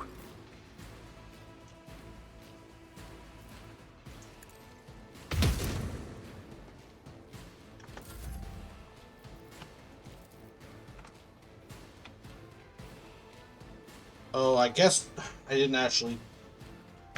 I actually just remembered. I don't think I gave him the upgrade, did I?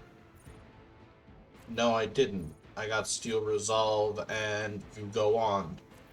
Because this was a common talent. Note to self, get Commanding Voice next. We gotta get Commanding Voice next.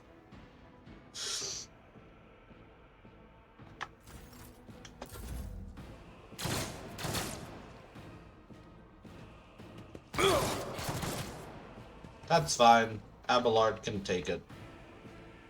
Move up to here. Shoot that guy.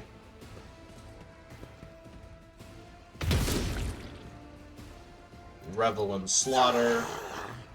Which is actually going to let us run and gun. Which is going to let us get up to here. As Shoot the that Emperor guy. commands, I act. Miss. But we've now got plus 20 from Revel and Slaughter.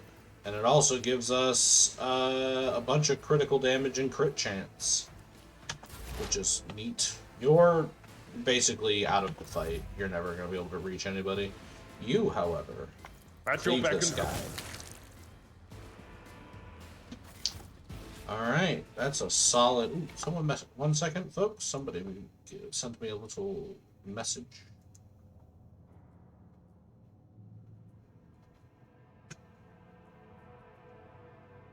Nothing important.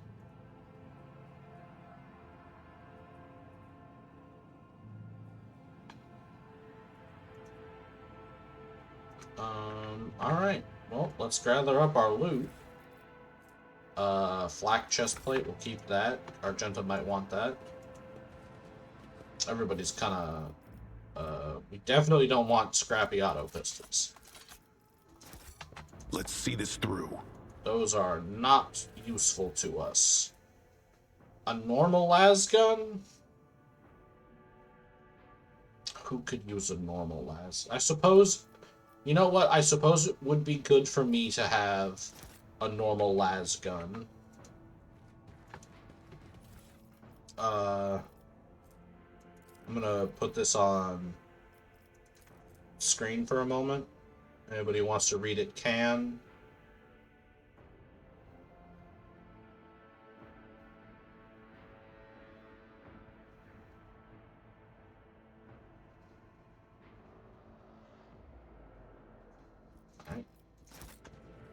Marching ahead.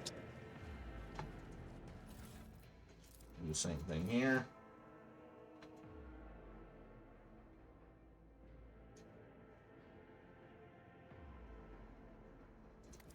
Alright.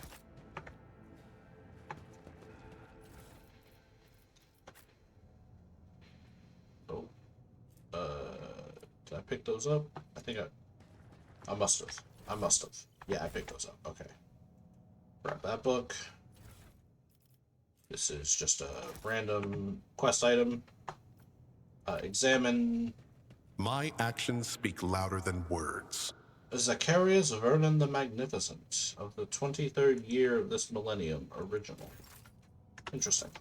Onward to victory. Alright. Get these guards' equipment. The reason why... Yeah, anytime the servant attacks the target that the noble dealt damage to, the servant gains extra critical hit chance. So, I do want a gun with decent range, specifically so that I can shoot them, so that I can give Abelard that extra crit chance. There's also, like, a bunch of other upgrades to that are based off of me hitting the enemy. Alright, what do we got over here? We got this guy. He's got a mutated flesh sample. This is just a meteorite chunk. This is a Ripper Auto Pistol. Don't know why you're the one I'm looking at. So, way less damage. But insane rate of fire.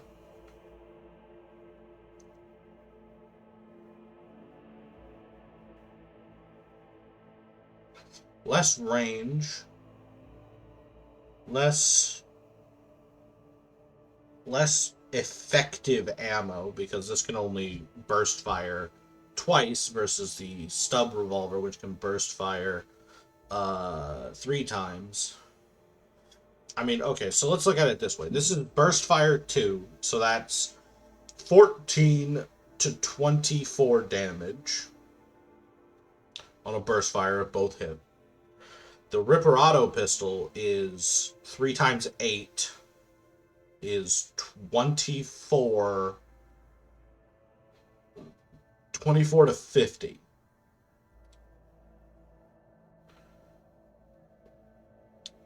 But things like deflection and armor are going to severely hamper the Ripper Auto Pistol because its armor pen's only 10% and its damage is already very low. So we're just going to add that to cargo.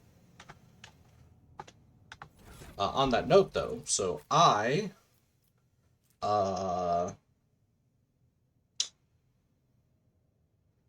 it would lose 15% chance to dodge, basically, for 5% increased armor.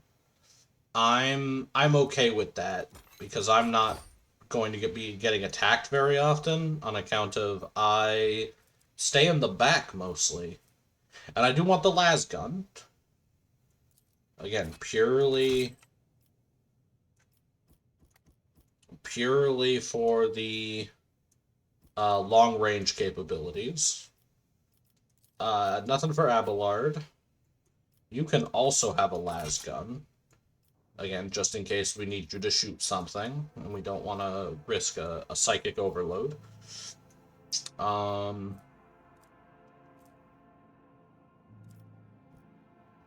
You've got slightly better dodge.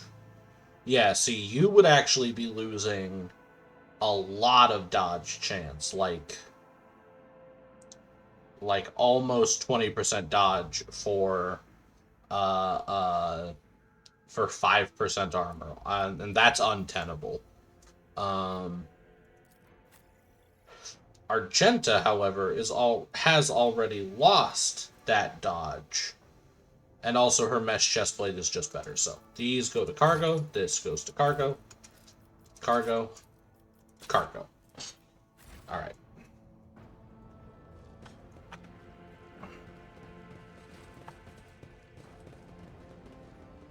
Did I miss any loot?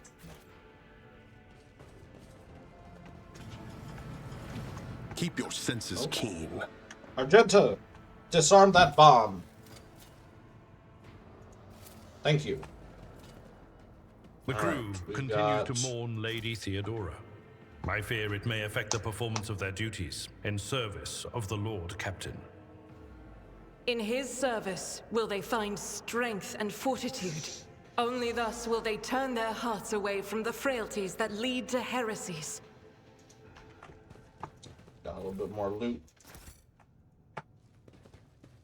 We got a door we can open, or a athletics check, which we passed because Abelard is a baller.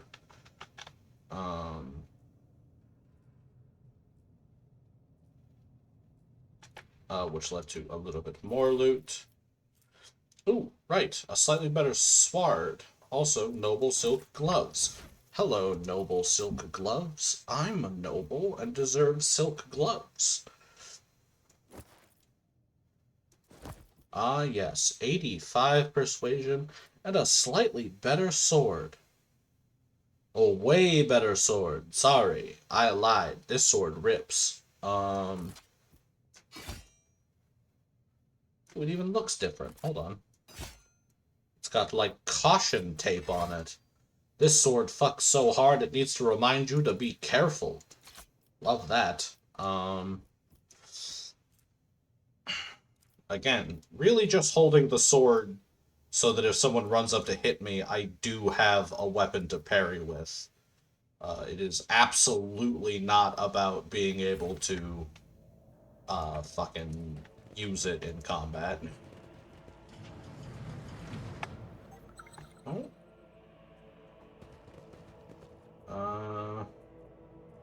Argenta?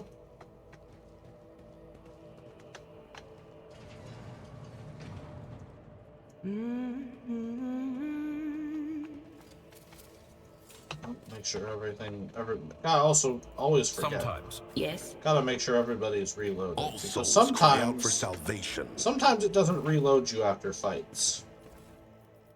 Okay, got a little bit more loot. And something happening in this room. Did you hear the screams? Move. Sir, are you alright? We can't hear anything.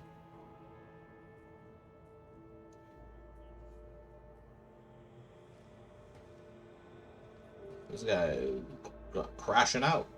Now I see. You're in league with them. This is an insurrection.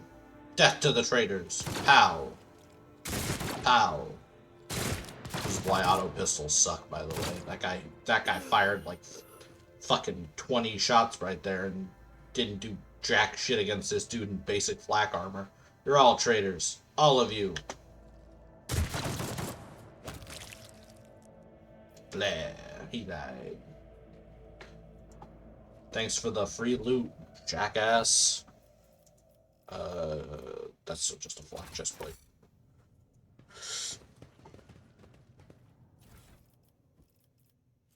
Scrappy auto pistol.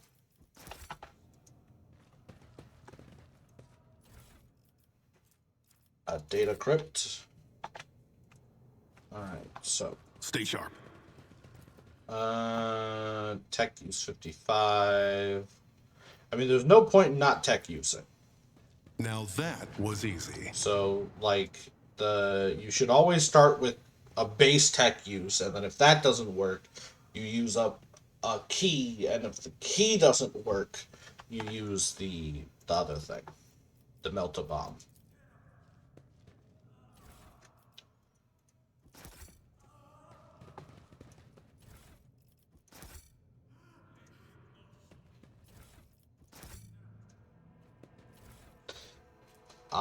Yes. Here we find arguably one of the better guns in the game, as far as I'm aware. The long las. So, this is going on Argenta? Is it? No. This is going on me. You see the long las here. One, it's got insane range. Range 18, optimal range 18, max range 36 is crazy. Dodge reduction 30, pretty standard for a las gun. But the additional hit chance of 25 is, 1, amazing, and 2, actually slightly better than what you would normally get for an equivalent sniper rifle. So this gun is just kind of nuts. And it will definitely be good for us to have on hand. Well, no, because I don't really want to actually kill a thing. You know what? I changed my mind. Adira, congratulations. You get a long las. And also we found you a Carapace chest piece, which is light armor and slightly better damage reduction. So, you have armor now. Add to cargo. We're keeping the operator gloves, because they're like a unique item. And they might be useful later on down the line. You know, might find someone to give them to. Oh. Another thing for people to read. Keep this up here for a moment.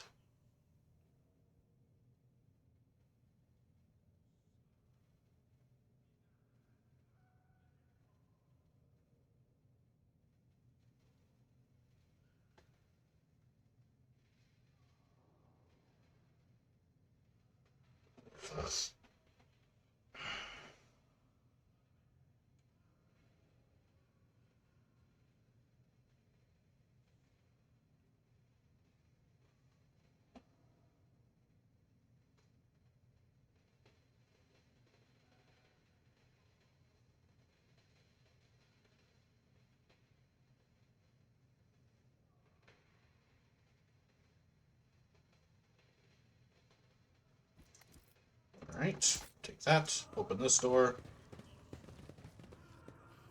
Open this door. I don't know why we all went in here. Let's see this through. Open this door. Got a bit of a demon growth going on there. That's not great. You have a name, buddy. Talk to me. Or don't. Rough, bloody sketch. A crumpled sheet of paper with a drawing of a tall woman and a dark-eyed monster, painted with fresh blood. Uve has had his tongue cut off, just like the rest of the House Orselio's lesser servants.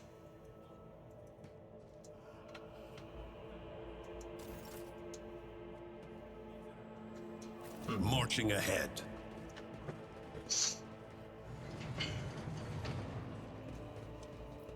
Alright, awaken the cogitator's spirit.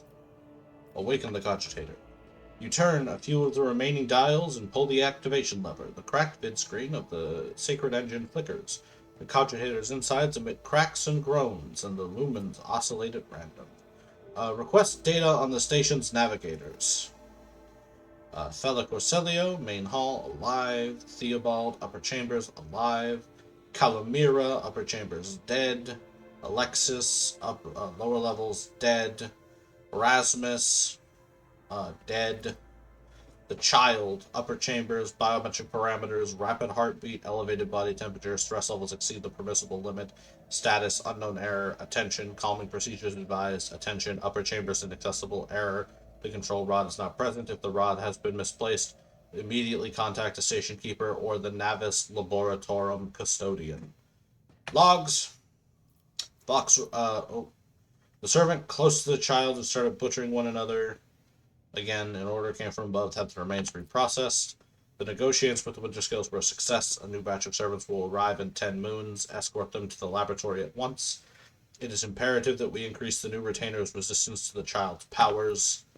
Data expunged. View Vox Report 12AH. This is Officer A282. Do you copy? Several generators overheated on the lower levels. Chambers A to D are unpowered. The tech priest crew sent to investigate the problem is not responding. Requesting back. Officer H123 speaking. 200 servants have perished due to explosive decompression of the living quarters. We've located traces of mechanical interference. The preliminary cause is officer sabotage. Crews 5, 6, and 9 are cut off from the main compartment. We have enough oxygen for 20 minutes. May the Emperor save our souls. Senior station officers, this is the captain speaking. We attempted to contact the Winterscale Scion for help, but something is jamming the signal. We never received a reply and cannot be sure it was even sent in the first place. A rescue team is not coming. We are on our own. Anyone could be a traitor. Docking log. Identity confirmed. Regent Aranto Arcelio. Date of visit classified. Reason for visit classified. Date of departure classified. Security and life support logs. Damage. In compartments, all of them. Warning. Living quarters depressurized. Unable to access docking systems. Encrypted data. Tech use. You easily bypass the restrictions imposed on the sacred machine. The cogitator's overloaded processors were unhappily. Most of the encrypted data has been wiped. You find traces of the purge protocol. Recovery is impossible, but a list of the most recent commands have been embedded. Child, delete picked, flow, disable, access code, annals, station controls, delete, activate shuttle, self-destruct, purge command log. Exploring the archives for a while yields a surviving excerpt from the guard captain's report mentioning that the security system had recently been reconfigured without his knowledge. His comment reads, only the keepers of the station have access to the life support systems, but Keeper Theobald has not left the child's side, and neither had I. Could it be? Call Rykad. Nope. Switch to the main elevator controls. Open all doors. Boop. Boop. Boop. Boop. Boop. Boop. Ah, there's the right door. You heard it here first, folks. If you want your doors open correctly, just hit every single button until the computer opens the door.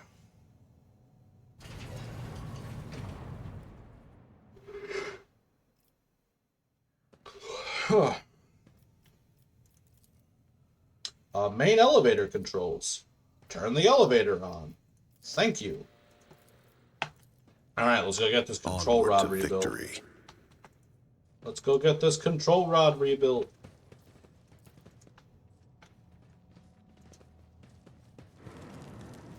They say I have a magnetic personality.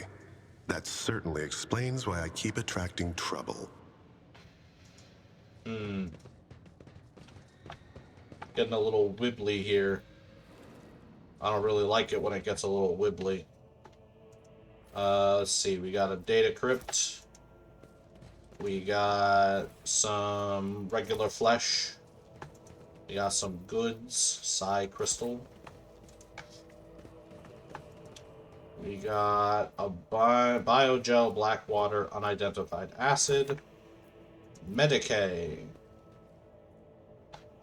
Test failed. Someone disrupted this experiment in a brutal fashion. Alright, that's not great. And here we are, back in the back. More research notes. Let's read some research notes.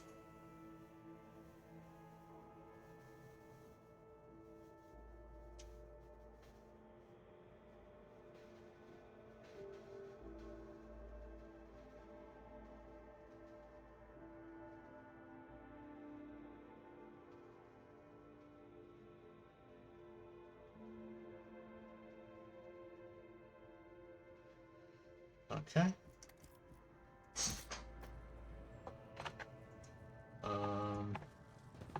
We've got another lab note.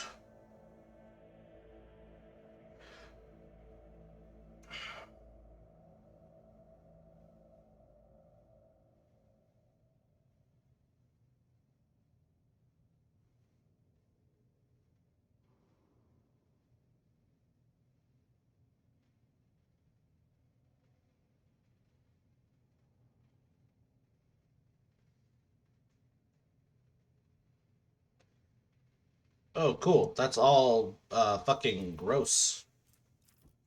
That's some nasty shit.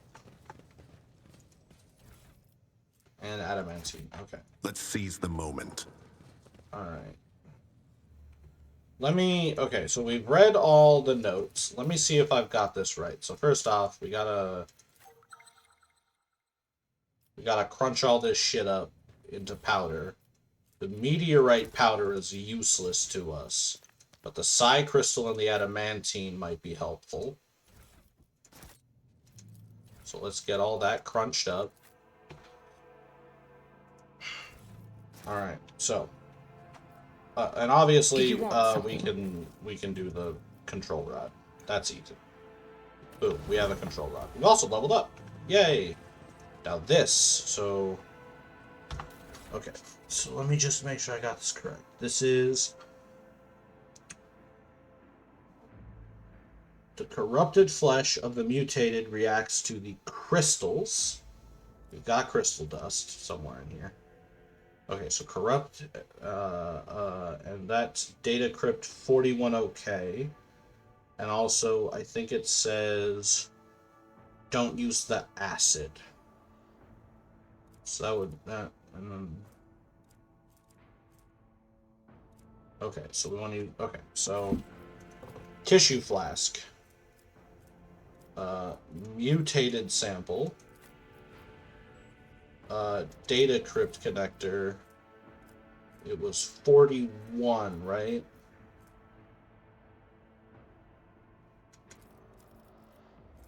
Hold on. Yeah, 41. Catalyst. Not the acid, the biogel. Reagent flask. Psi crystals. Turn on. Did I break it?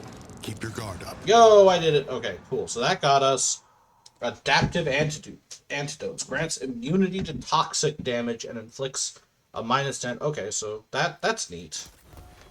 Okay, so then the other one is here.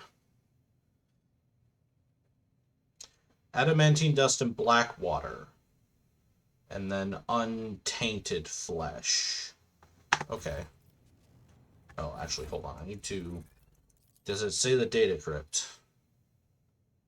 040H. Do I have 040H? I do. I also have 40K. Okay. So if we go untainted tissue, 040H, the black water, and the adamantine dust. Okay, I think I might have fucked that one up. How did I fuck that one up?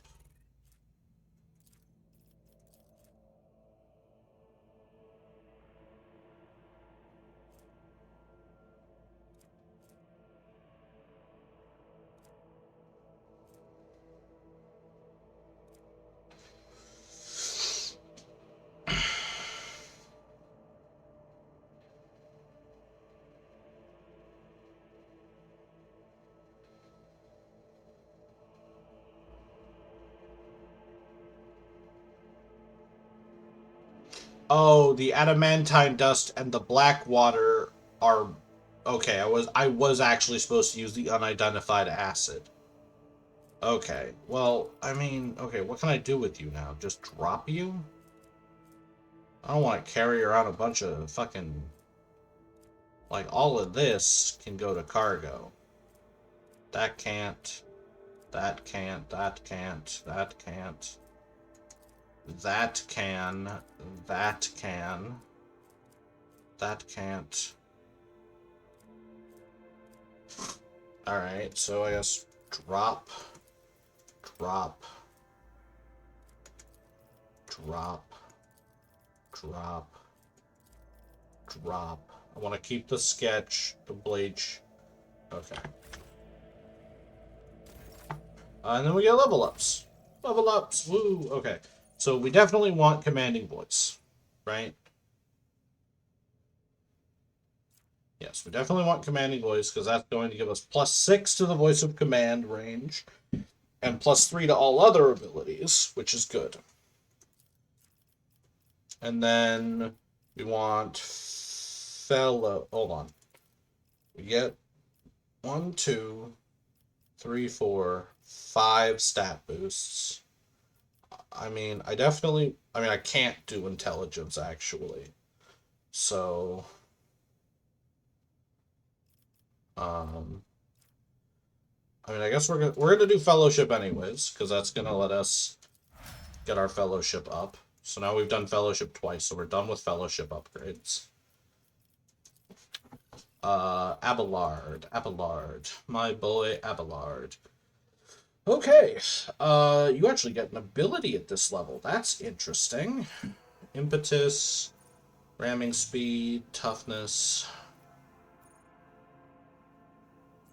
Okay, so Sworn Enemy is nice because I can put Sworn Enemy on somebody, and then if I'm standing next to them, they're pretty much guaranteed to attack me, which will get me the extra AP. Breakthrough is pretty neat, but it's an agility-based ability, and Abelard is not particularly agile.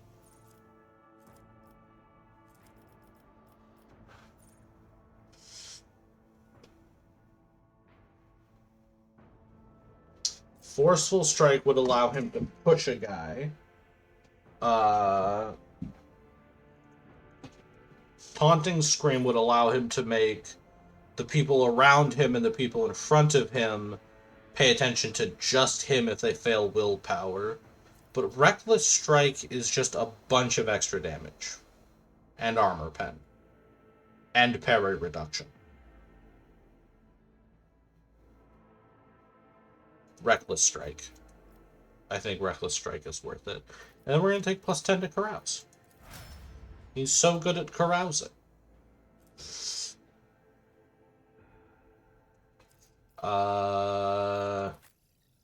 Idira, what do we got? You get a talent and a characteristic advancement. Alright, so let's go down to talents. Let's see. We took Psychic Barrage and we took Second Sight, which are good. Power Conduit, Obscured Threat, Force Reality, Advice and Guidance. Advice and Guidance is pretty good. What do we got here? Anytime the Psyker deals mental damage from any source other than Aftershock, the target suffers half as much mental damage at the end of their next turn. That's pretty neat.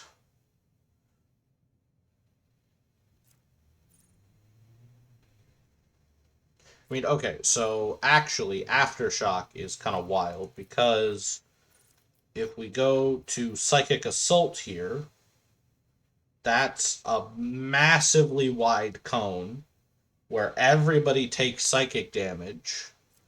And then we can make it so that afterwards, if they survive, they take 50% more psychic damage.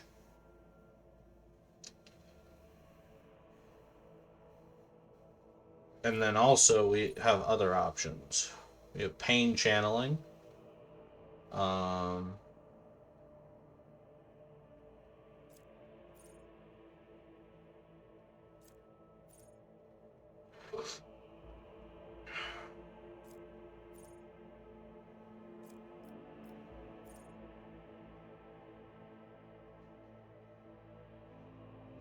Yeah, you know what? We're gonna get Aftershock. I mean, we're actually almost certainly just going to be getting every single talent from this area, from this tree here.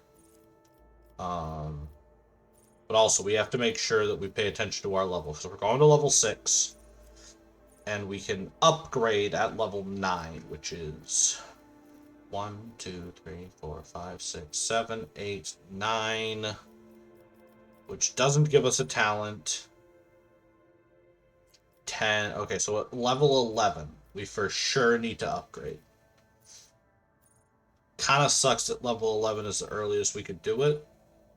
We could do it at level... We could have done it last level if we were a... Actually, we could have done it here if we were a sanctioned psyker. Anyways, what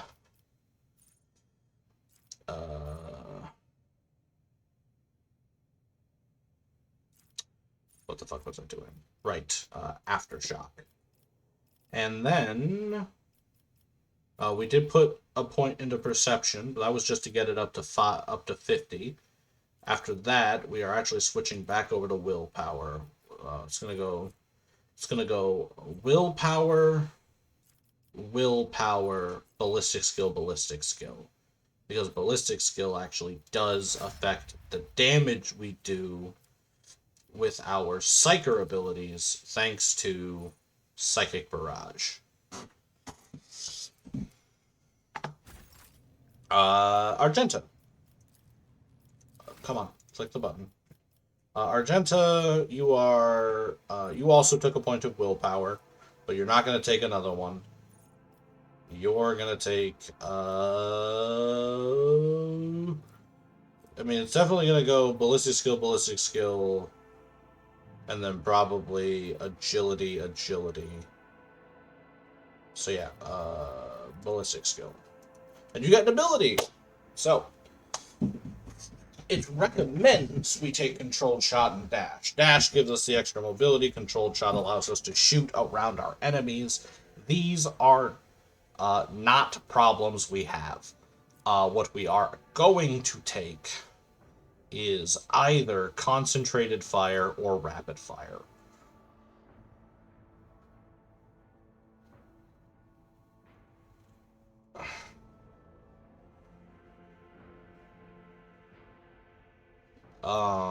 I'm thinking concentrated fire first, and we will just have to remember to actually use our flamethrower.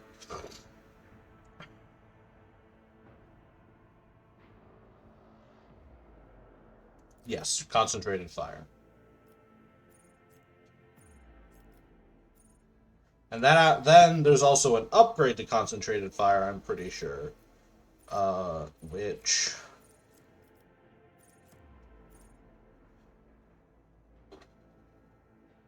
Maybe there isn't an upgrade to concentrated fire.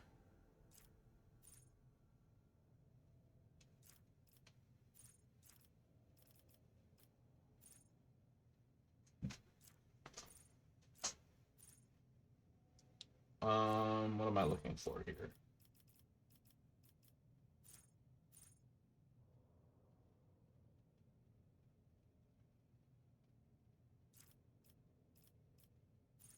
Okay, you definitely want Second Skin and Swift Slaughter. Second Skin's going to let us wear medium armor without dodge penalties, and Swift Slaughter is going to give us Revel and Slaughter faster, which is actually going to take up 2 of our remaining normal talents, of which we have... That'll leave behind... That'll leave 1. Yeah, it'll leave 1 extra talent left. Which we will probably take Tenderize for, actually. Enemies damaged by the soldier's area attack suffer 3 extra damage from the next attack that hits them. So, Second Skin, Swift Slaughter, Tenderize.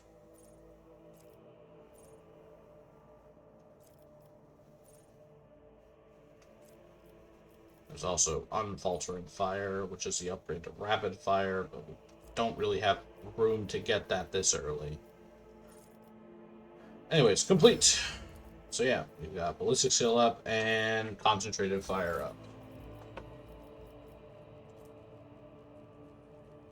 So this, and this does hit like a pretty decent area, you know. Like, it's nothing to scoff at. Faith without deeds is worthless. Like it's up to range Blessed be the 7, road that we take. which can hit. I could hit this whole room basically.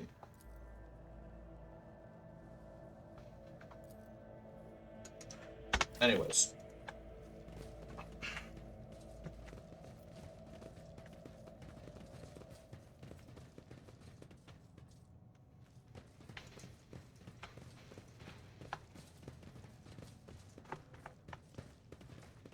What time is it? 2:09? We got. Stay sharp. We got time. I got messages though. 1 second, folks.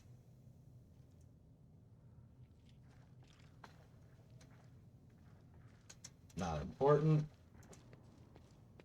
Not important. Alright. I have acquired your control rod. You dealt with the threat and powered the elevator. Well done. I trust you brought the activation rod as well.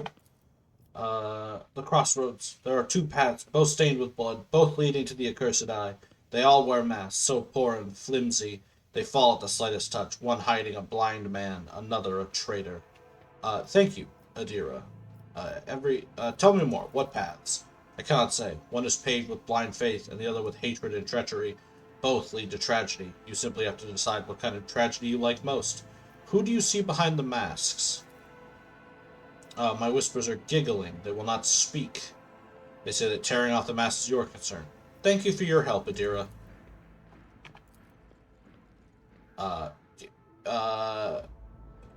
Here's the fucking key.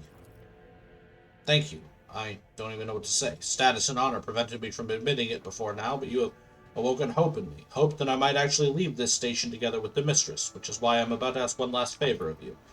The lowly insurgents got their hands on a weapon that suppresses my navigator powers.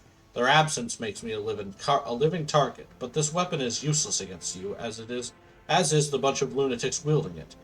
I humbly ask you to deal with the scum huddling upstairs and hurry to adorn my mistress with a relic of our house, a sacred amulet against all evil. Recent events have badly disturbed Cassia's psyche, and the warp entities always lust for weaker souls.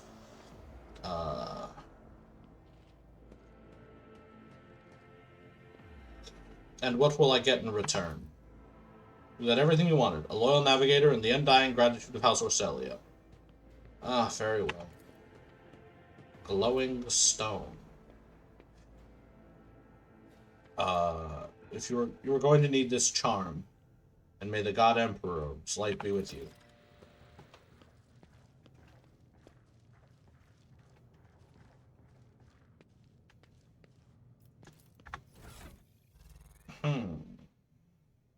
There's a portion of jewelry cargo. Jewelry cargo is pretty uncommon. I might just have to hand that off to somebody else.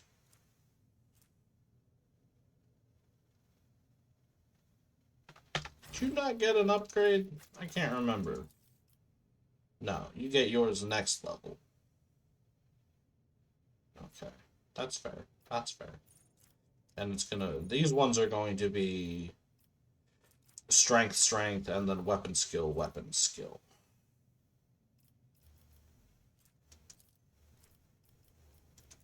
Can I not take toughness a second time? Should be able to. Anyways, I mean, I don't want to, but I should be able to. Let's go up to the... Go up, up, up, up.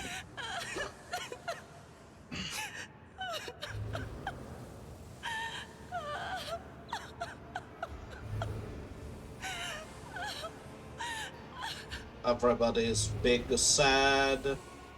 Everybody's sad. Meet Cassia!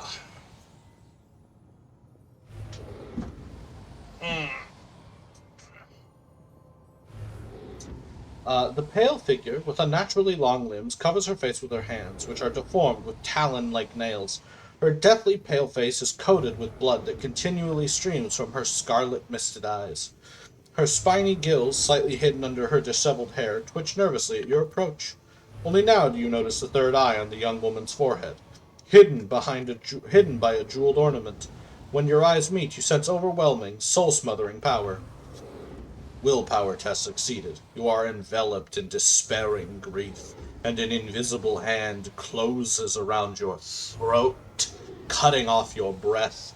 Your limbs seem to fill with lead. Your heart hammers in your chest, and a desire to turn and flee from this room, from this station, almost gets the better of you. At the last moment, you master your emotions, and your will pushes back against the illusion, forcing it to retreat. Oh, ow, ow, ow! Oh, as if my own little pals weren't bad enough. Now this one's barging into my head. Somebody stop her. Heresy.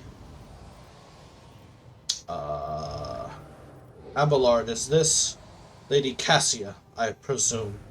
The seneschal stares in the Navigator's direction with a faraway look, then turns sharply and awkwardly wipes at his eye. Persuasion, because I'm fucking amazing at it. I mean, I'm good at coercion, but I'm really good at persuasion. Lady Cassia, I'm here to help you. Please, calm yourself. What is... She wearily shakes her head and lets out a drawn-out sound similar to a sob and the howl of a small wounded animal. What has happened? Was someone calling my name? Are all the betrayers dead already? And you? Who are you?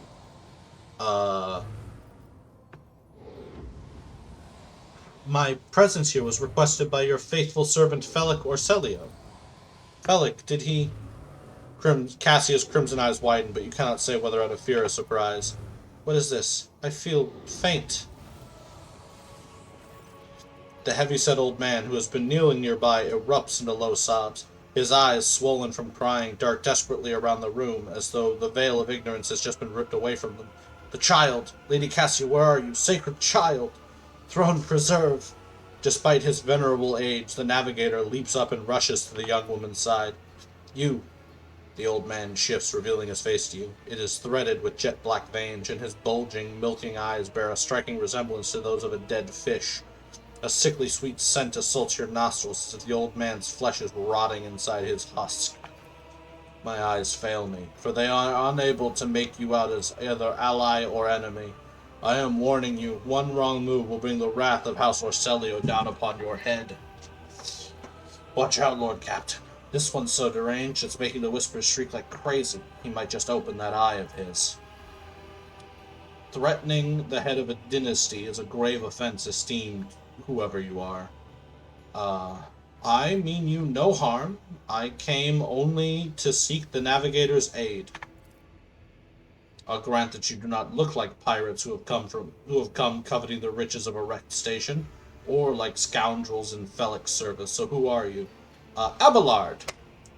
Play my shit. His lordship, rogue trader Phosphorus von Valancius, heir to the greatest protectorate in the Coronus Expanse, and bearer of the sacred warrant of trade, extends his greetings. Another rogue trader in our corner of the galaxy? How interesting. Your kind always makes an appearance in desperate times, ready to cut a deal that benefits one side alone.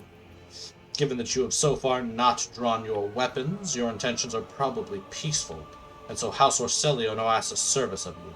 Save the life of the child in exchange for future cooperation. Do not hurry to answer. Think on it. You can make yourself an ally or an enemy of our house today. You decide. What is this curse that has taken hold of everyone in this room? Curse! You do not understand the sacred gift given to our child. When the child is sad, we all weep. When the child smiles, we all laugh giddily. And if the child wants blood, the world turns crimson. The child's will is the will of the great Tisiphone, for she is the heir of House Orselio, and they call me dangerous with my witchcraft. What service do you ask of me? Save the sacred child. Take her away from the station. I fear I do not have long left. A bluish rivulet trickles down the old man's chin, and he wipes the mutated blood brusquely away with his sleeve. You glimpse strange burns covering his flesh under his clothing. The slightest movement must be causing him unbearable pain. Save the child, and deliver her safely to Regent Aranto, acting head of the House Orselio in the Coronis Expanse. Rest assured that the reward will be worth your effort. I know we came here for a navigator, but after everything we've seen, I've got some reservations about this girl. Argenta looks at Cassia, and a painful furrow appears on her brow. Such a fragile thing, such a heavy burden upon her shoulders. I want to know what happened between you and Felix. Felix is my wayward student. He came to Urak 5 as a callow youth. I personally mentored him and entrusted him with the care of the child. He was like a son to me. But he proved to be just another traitor. He sought to steal our most precious treasure, the heir of our house, our sacred child, to revel in power with others like him, casting our house into the abyss, to pervert the centuries-long traditions of our family. You see the fruits of his villainy for yourself. He decided he was not bound by his duties to the legacy of our greatest novitors, Tisiphone Orselio, who led our house to prosperity for countless years. Foolish boy. The renegades clouded his mind. They sought to seize control of the dynasty before the sacred child had come of age and taken up the Novitor's throne. So, choose whose side you are on, a murderous traitor or the lawful scion of a noble house. Felix accused you of treachery, Theobald. Why should I trust your words? Defending myself before strangers. I never thought I would fall so low. The old man looks at the unmoving Cassia and shakes his head in resignation. If the child's life were not at stake. Very well. I have no choice, or proof of my innocence. I can give you my word as a member of the Navis nobility, if the honest word of an honorable man counts for anything with you. I guarded this station against calamity and incursion from without to the best of my ability. I've forced the wardens to strictly observe security protocols. I've personally selected every servant, and I faithfully protected the child during the coup. How did you lose control of your own station? Do not thrust my errors in my face. I am twice your age, and twice as wise. Take my advice. Trust no one but yourself and the Emperor. Even those closest to you will betray you for gold, power, or a far-fetched idea of a bright future. I have made my choice. Is that so? Please share your thoughts. Felix is a true monster. We will do away with him together. Allies are always welcome, even temporary ones. I will revive the child. Do not be alarmed. The power of House Orselio's heir will help us to destroy our enemies and shield us from Felix's Navigator forces. But you, rest for a time before the battle. Alright.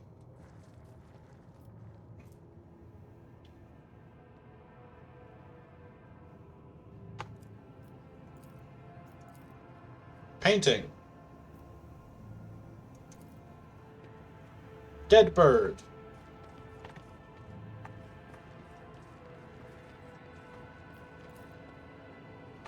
A luxurious feast no one ate. A bunch of loot. Let's see this through.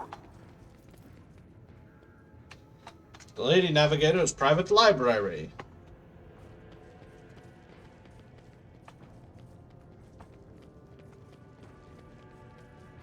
Alright, this fight can be a little rough, so we're actually going to drop a save beforehand.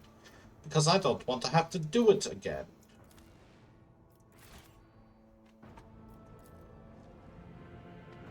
It's about time we repay those who betrayed our house.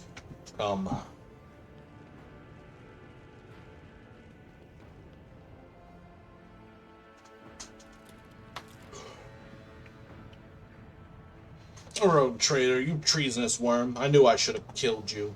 That is enough, boy. You betrayed the child, our house, and Tisiphone herself. Surrender.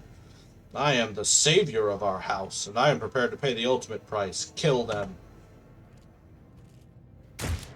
Another battle demands our attention. Death to his enemies!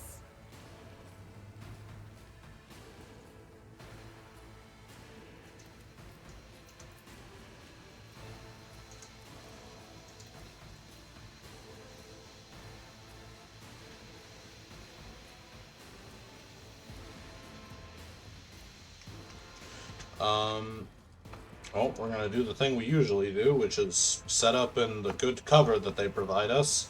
That is almost certainly going to just end up with us getting killed. But, hey. Adira! Alright, Adira. We've got a lot of things on our hands here, so... right out the gate, actually, we're going to drop this on Argenta. What was he? I swear to God, I'm better at remembering the things I take. What is this? Right, Aftershock. Okay. We are going to analyze a bodyguard. But of course. We are going to scream at a bodyguard, which has a chance of killing him.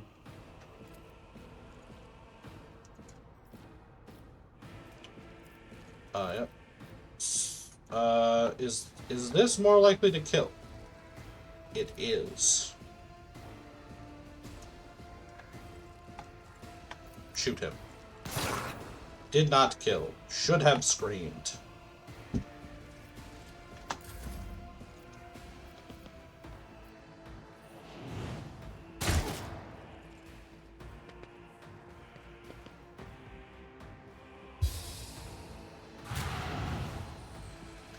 Visions of triumph. Be careful not to cross my gaze.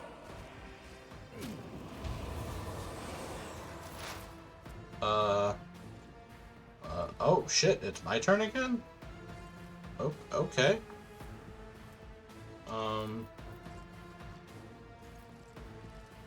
Not this scryer's job.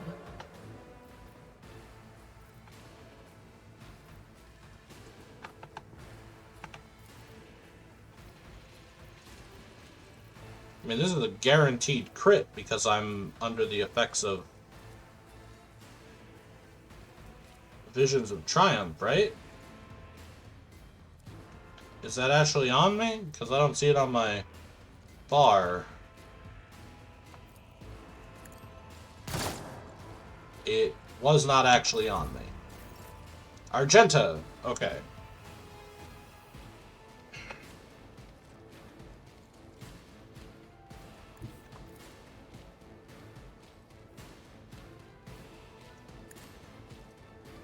I should have concentrated fire first.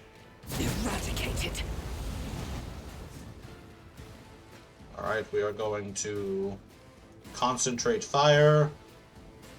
We are going to run and gun. We are going to burn. Doubt is for the weak. Strike is a prayer.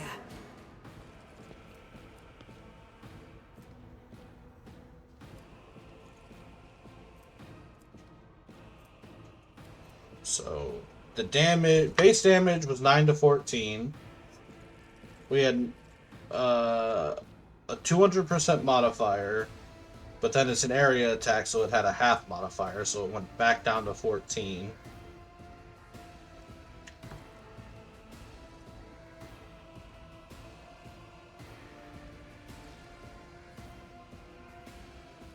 Okay, yeah.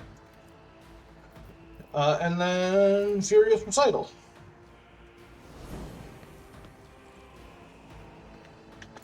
Follow my lead. The Medicae is going to come Medicae.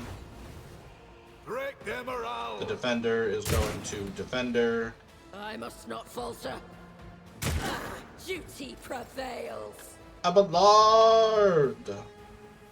Abelard, I would like you to stand over here And then Reckless Strike. And then run this motherfucker down like a dog.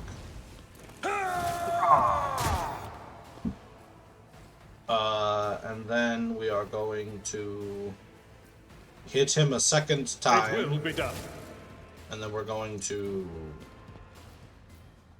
tragically not have enough AP to endure, but we can still brace for impact, which is going to give us a little bit of extra 8 HPs. Easy. I know what to do. I said, so done. Abelard, I would like you to kill this man. I would like you to kill this man incredibly hard in his fucking face. And then I would like you to daring breach. So you can come over here and kill this man. Target well struck. Do it again. One fewer target. And then come to here. No, sorry. Come to here.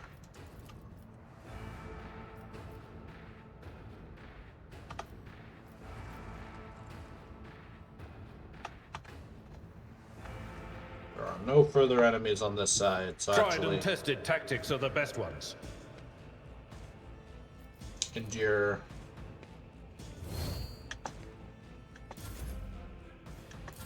Moving out. Weather the storm.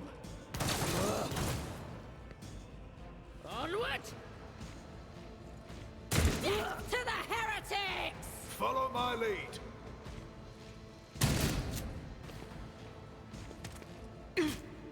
Follow my lead.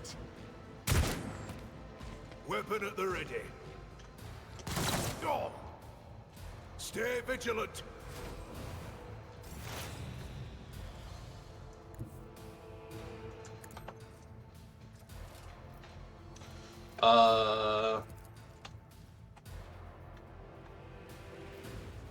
Anything else?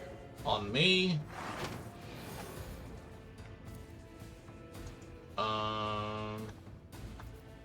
Scream that guy to death. Suddenly wish we had taken pain channeling instead of aftershock, but that's fine. Look at that guy.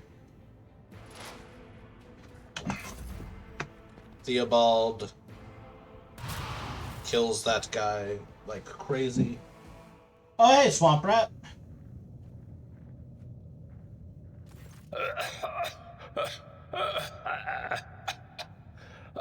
Now, this is your burden, child.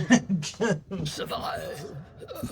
Return to the fold of your house as your destiny demands. Alrighty. No! Don't leave me alone in this violet-brown haze! Wake up! Your mistress is giving you an order! Do you hear me?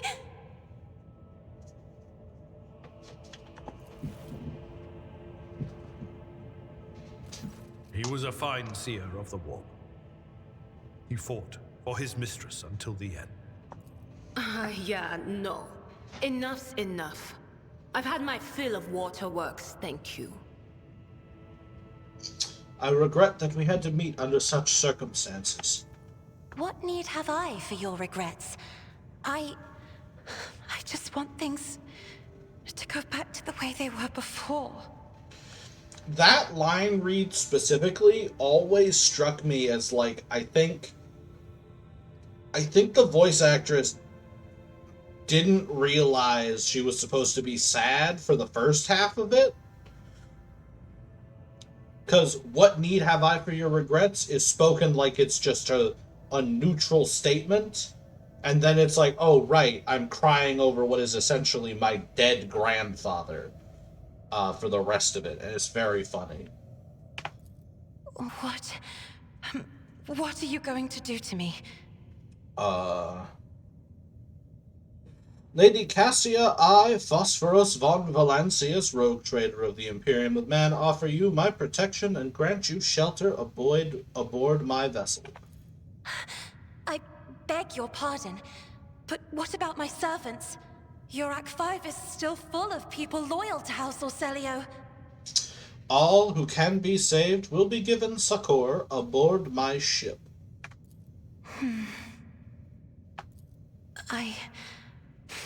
As a Lady Navigator of House Orselio, I accept your gracious offer of protection.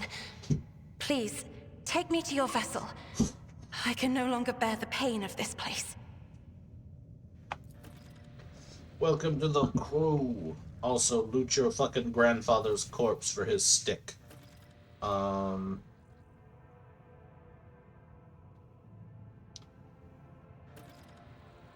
Alright, so I want that revolver. Hold on, actually, can I even use this revolver?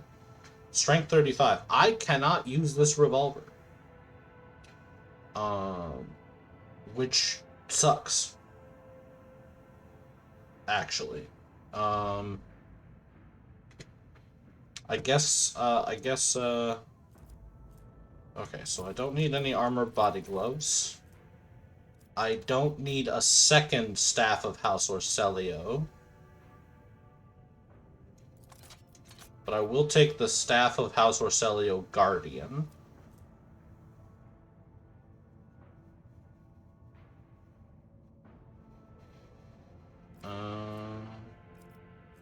Okay. So, Cassia, welcome to the party.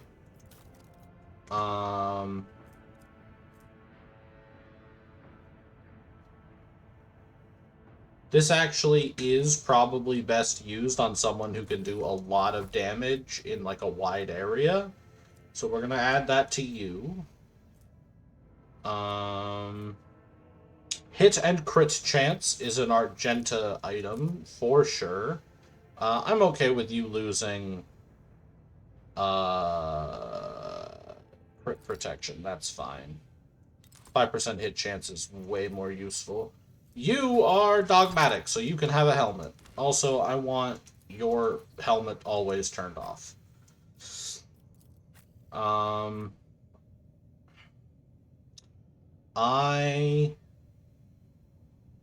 Okay, so this is kind of a decision to make now. We're gonna give you this revolver so you have a ranged weapon in case you need it. Although it's interesting that the revolver doesn't show up on your model. That is interesting.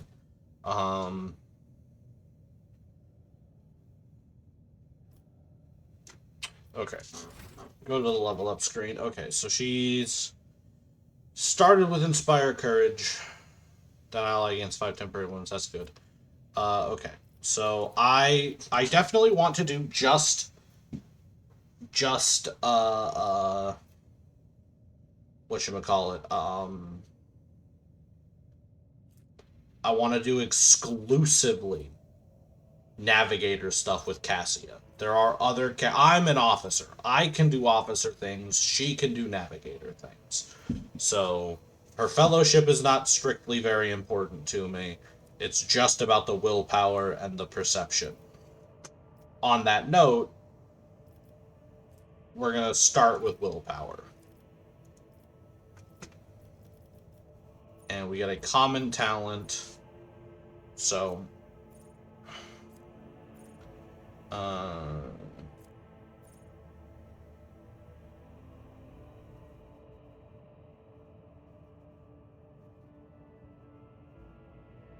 and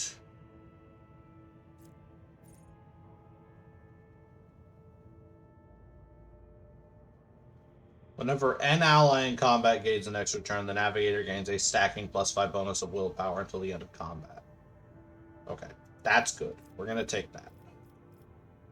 And then we get a normal talent, which is also going to go into our Navigator stuff.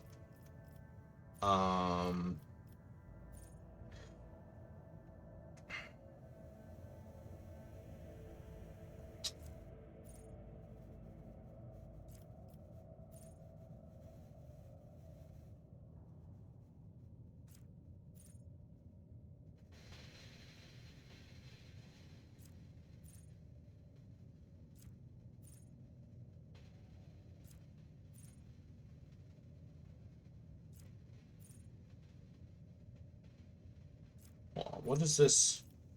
It's a flat +2. Okay.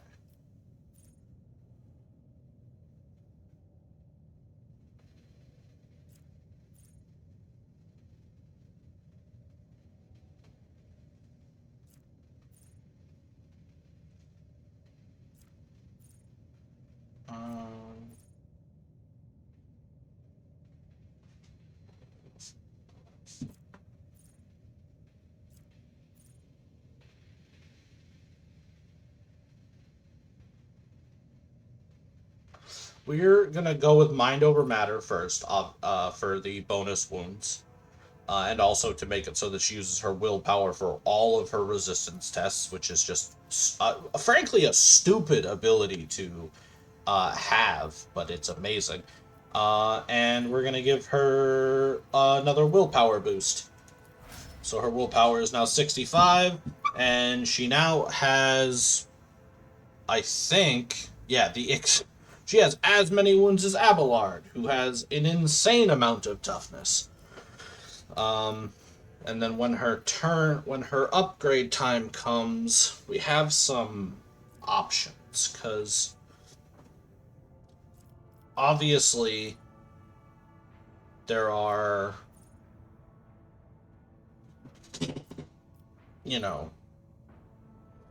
we can, focus on her movement abilities. We can focus on her, like, debuffs. We can focus on damage. We can focus on buffing. So we've got things to think about. But marching ahead. But tragically, well, actually, first we gotta finish looting. We did not even finish looting. I don't care about shotguns. I do actually want her to have the Guardian staff. I kind of want to have her doing buffs. For the most part. Like, because, like, we don't really... Do you require frankly speaking, an audience? Frankly speaking, there's fucking, like,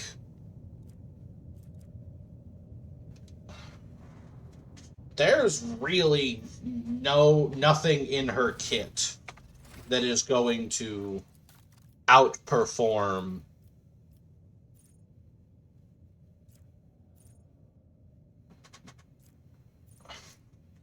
maybe Scourge of the Red Tides.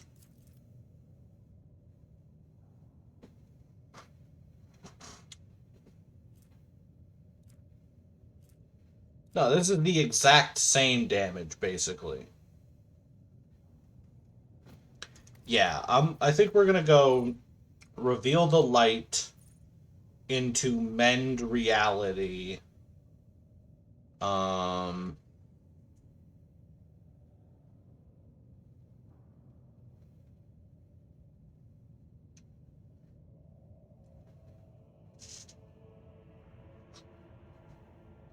Into Mend Reality into Vigil Beyond Time. The first use of this ability on any target marks the target. Enemy targets must pass a willpower resistance. The second use returns the target to the position it was during the first use and restores its wounds to the state they were during that time. If this cell is occupied or on... Yeah.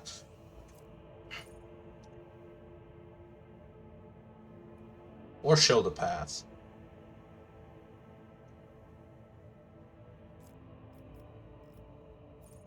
Is there anything else that I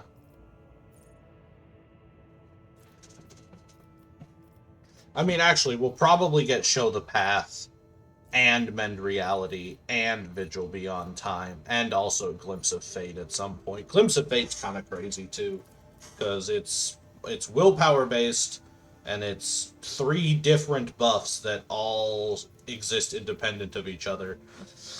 But like again, you only get the 2 abilities in this whole archetype, so it's gonna be Reveal the Light into Mend Reality. Because Mend Reality is important, because we got a Psyker on the team, and we don't want to fucking have Idira accidentally explode her own brain more often than necessary. Alright, is that all the loot? It isn't? How is there... That's the transducer. That's the loot I dropped.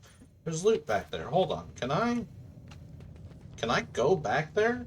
I've never gone back there after this. Compared to naval service, that was barely a challenge. Onward to victory. What the fuck is back here that I missed?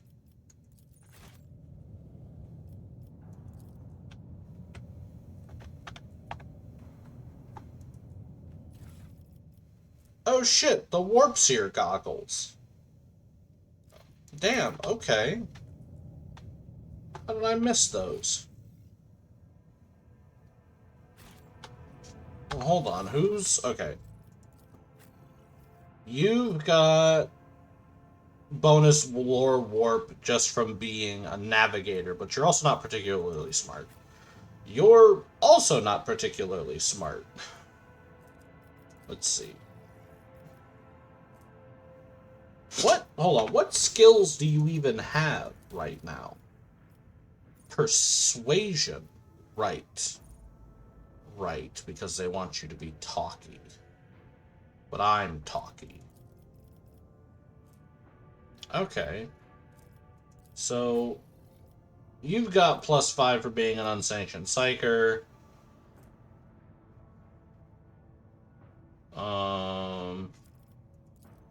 And you've got +5 for being a navigator. You've got +6. You've got +6.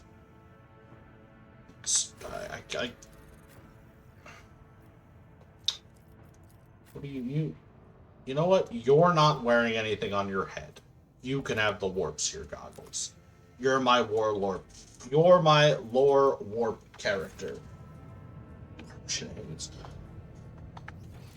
I know what's back here. Back here is a bunch of loot I dropped because it's all stuff that I don't need and also stuff that I can't put into my cargo. And it was easier to drop it than to go all the way back to the ship and add it to my bridge. Yeah, see, it's all this stuff. None of which is useful to me. Oh, do I have to... Oh, do I have to bring it with? I do not give a single shit about any of... Okay. I guess it has to come with. Yeah.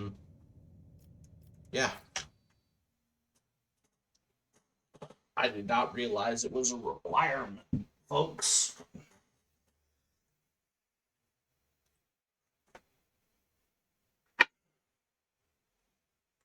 I did not realize it was a requirement.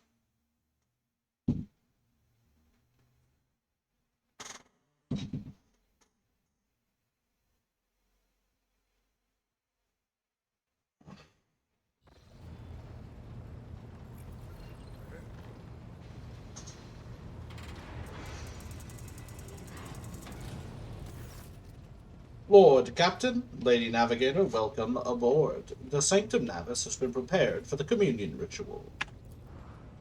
Your heart starts beating furiously, your breaths come short and choppy, and your fingertips tingle unpleasantly. You notice that Vigdis is shivering slightly, and the crew are glancing around in puzzlement, searching for the source of this sudden wave of unease. Without even looking at the Voxmaster, Cassia waves her away. First, I wish to speak with the rogue trader. Leave us. Of course. When you are ready for the ritual, please let me know.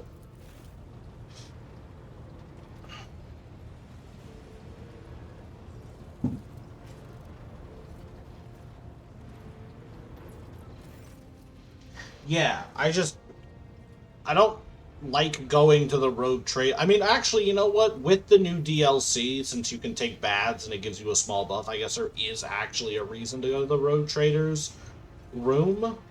Previously, the only reason to go there was to dump things in the safe, and it just felt like wasted space to me. What did you wish to speak about? After a few seconds' hesitation, Cassia lets out a small exhale and then raises her pointed chin. I have not yet thanked you for saving me on the station. My thoughts were clouded with so much mournful ash when Theobald's heart stopped, but you acted honorably and did not exploit me in my wretched position, and for that I am immeasurably grateful. I am also deeply grateful that you saved my servants, especially my valet. Uve served on the station for more than 5 years, much longer than any who preceded him. He knows how to properly attend to me during journeys through the Immaterium and what to serve me for breakfast. His presence envelops me in a cloak of amber. But now, I am ready to go to the Sanctum Navis and perform the sacred rite. I require brushes, canvas, and the best paints you have on board. But no red. Why no red, Cassia? Cassia gestures towards the servant standing beside her. Uve will give of his blood before the ritual, as always.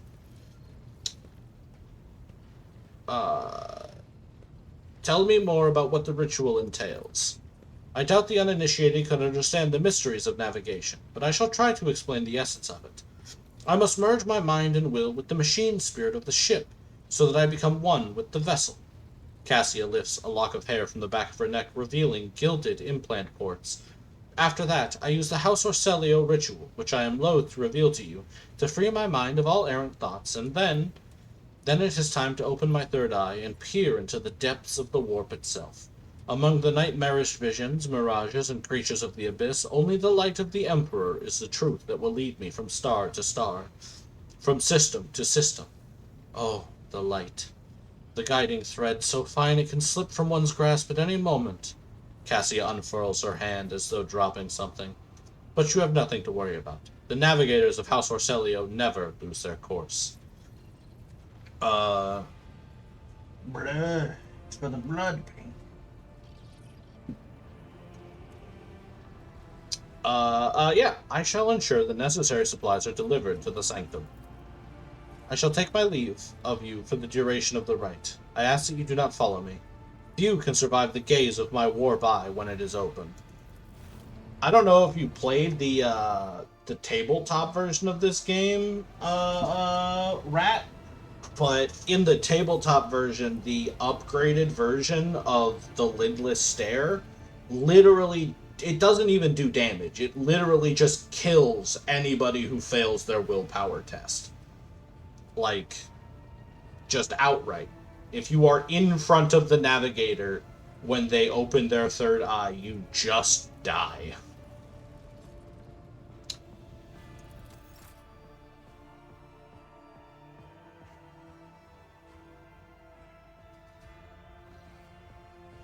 The Voxcaster in the Sanctum Navis picks up the susurration of clothes, pious chanting, and the metallic clicking of implants. Then the serene voice of the Lady Navigator breaks the silence.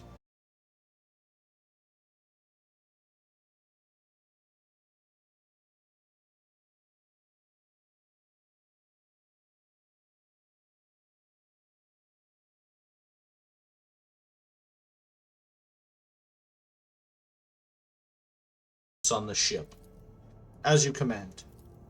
With your permission, I would also like to remind you that we are still looking for an Engineer Prime.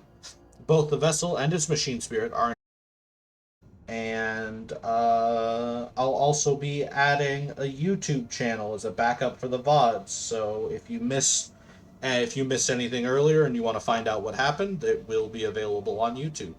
I hope you all have a wonderful day, and I will see you all later. Stay hydrated.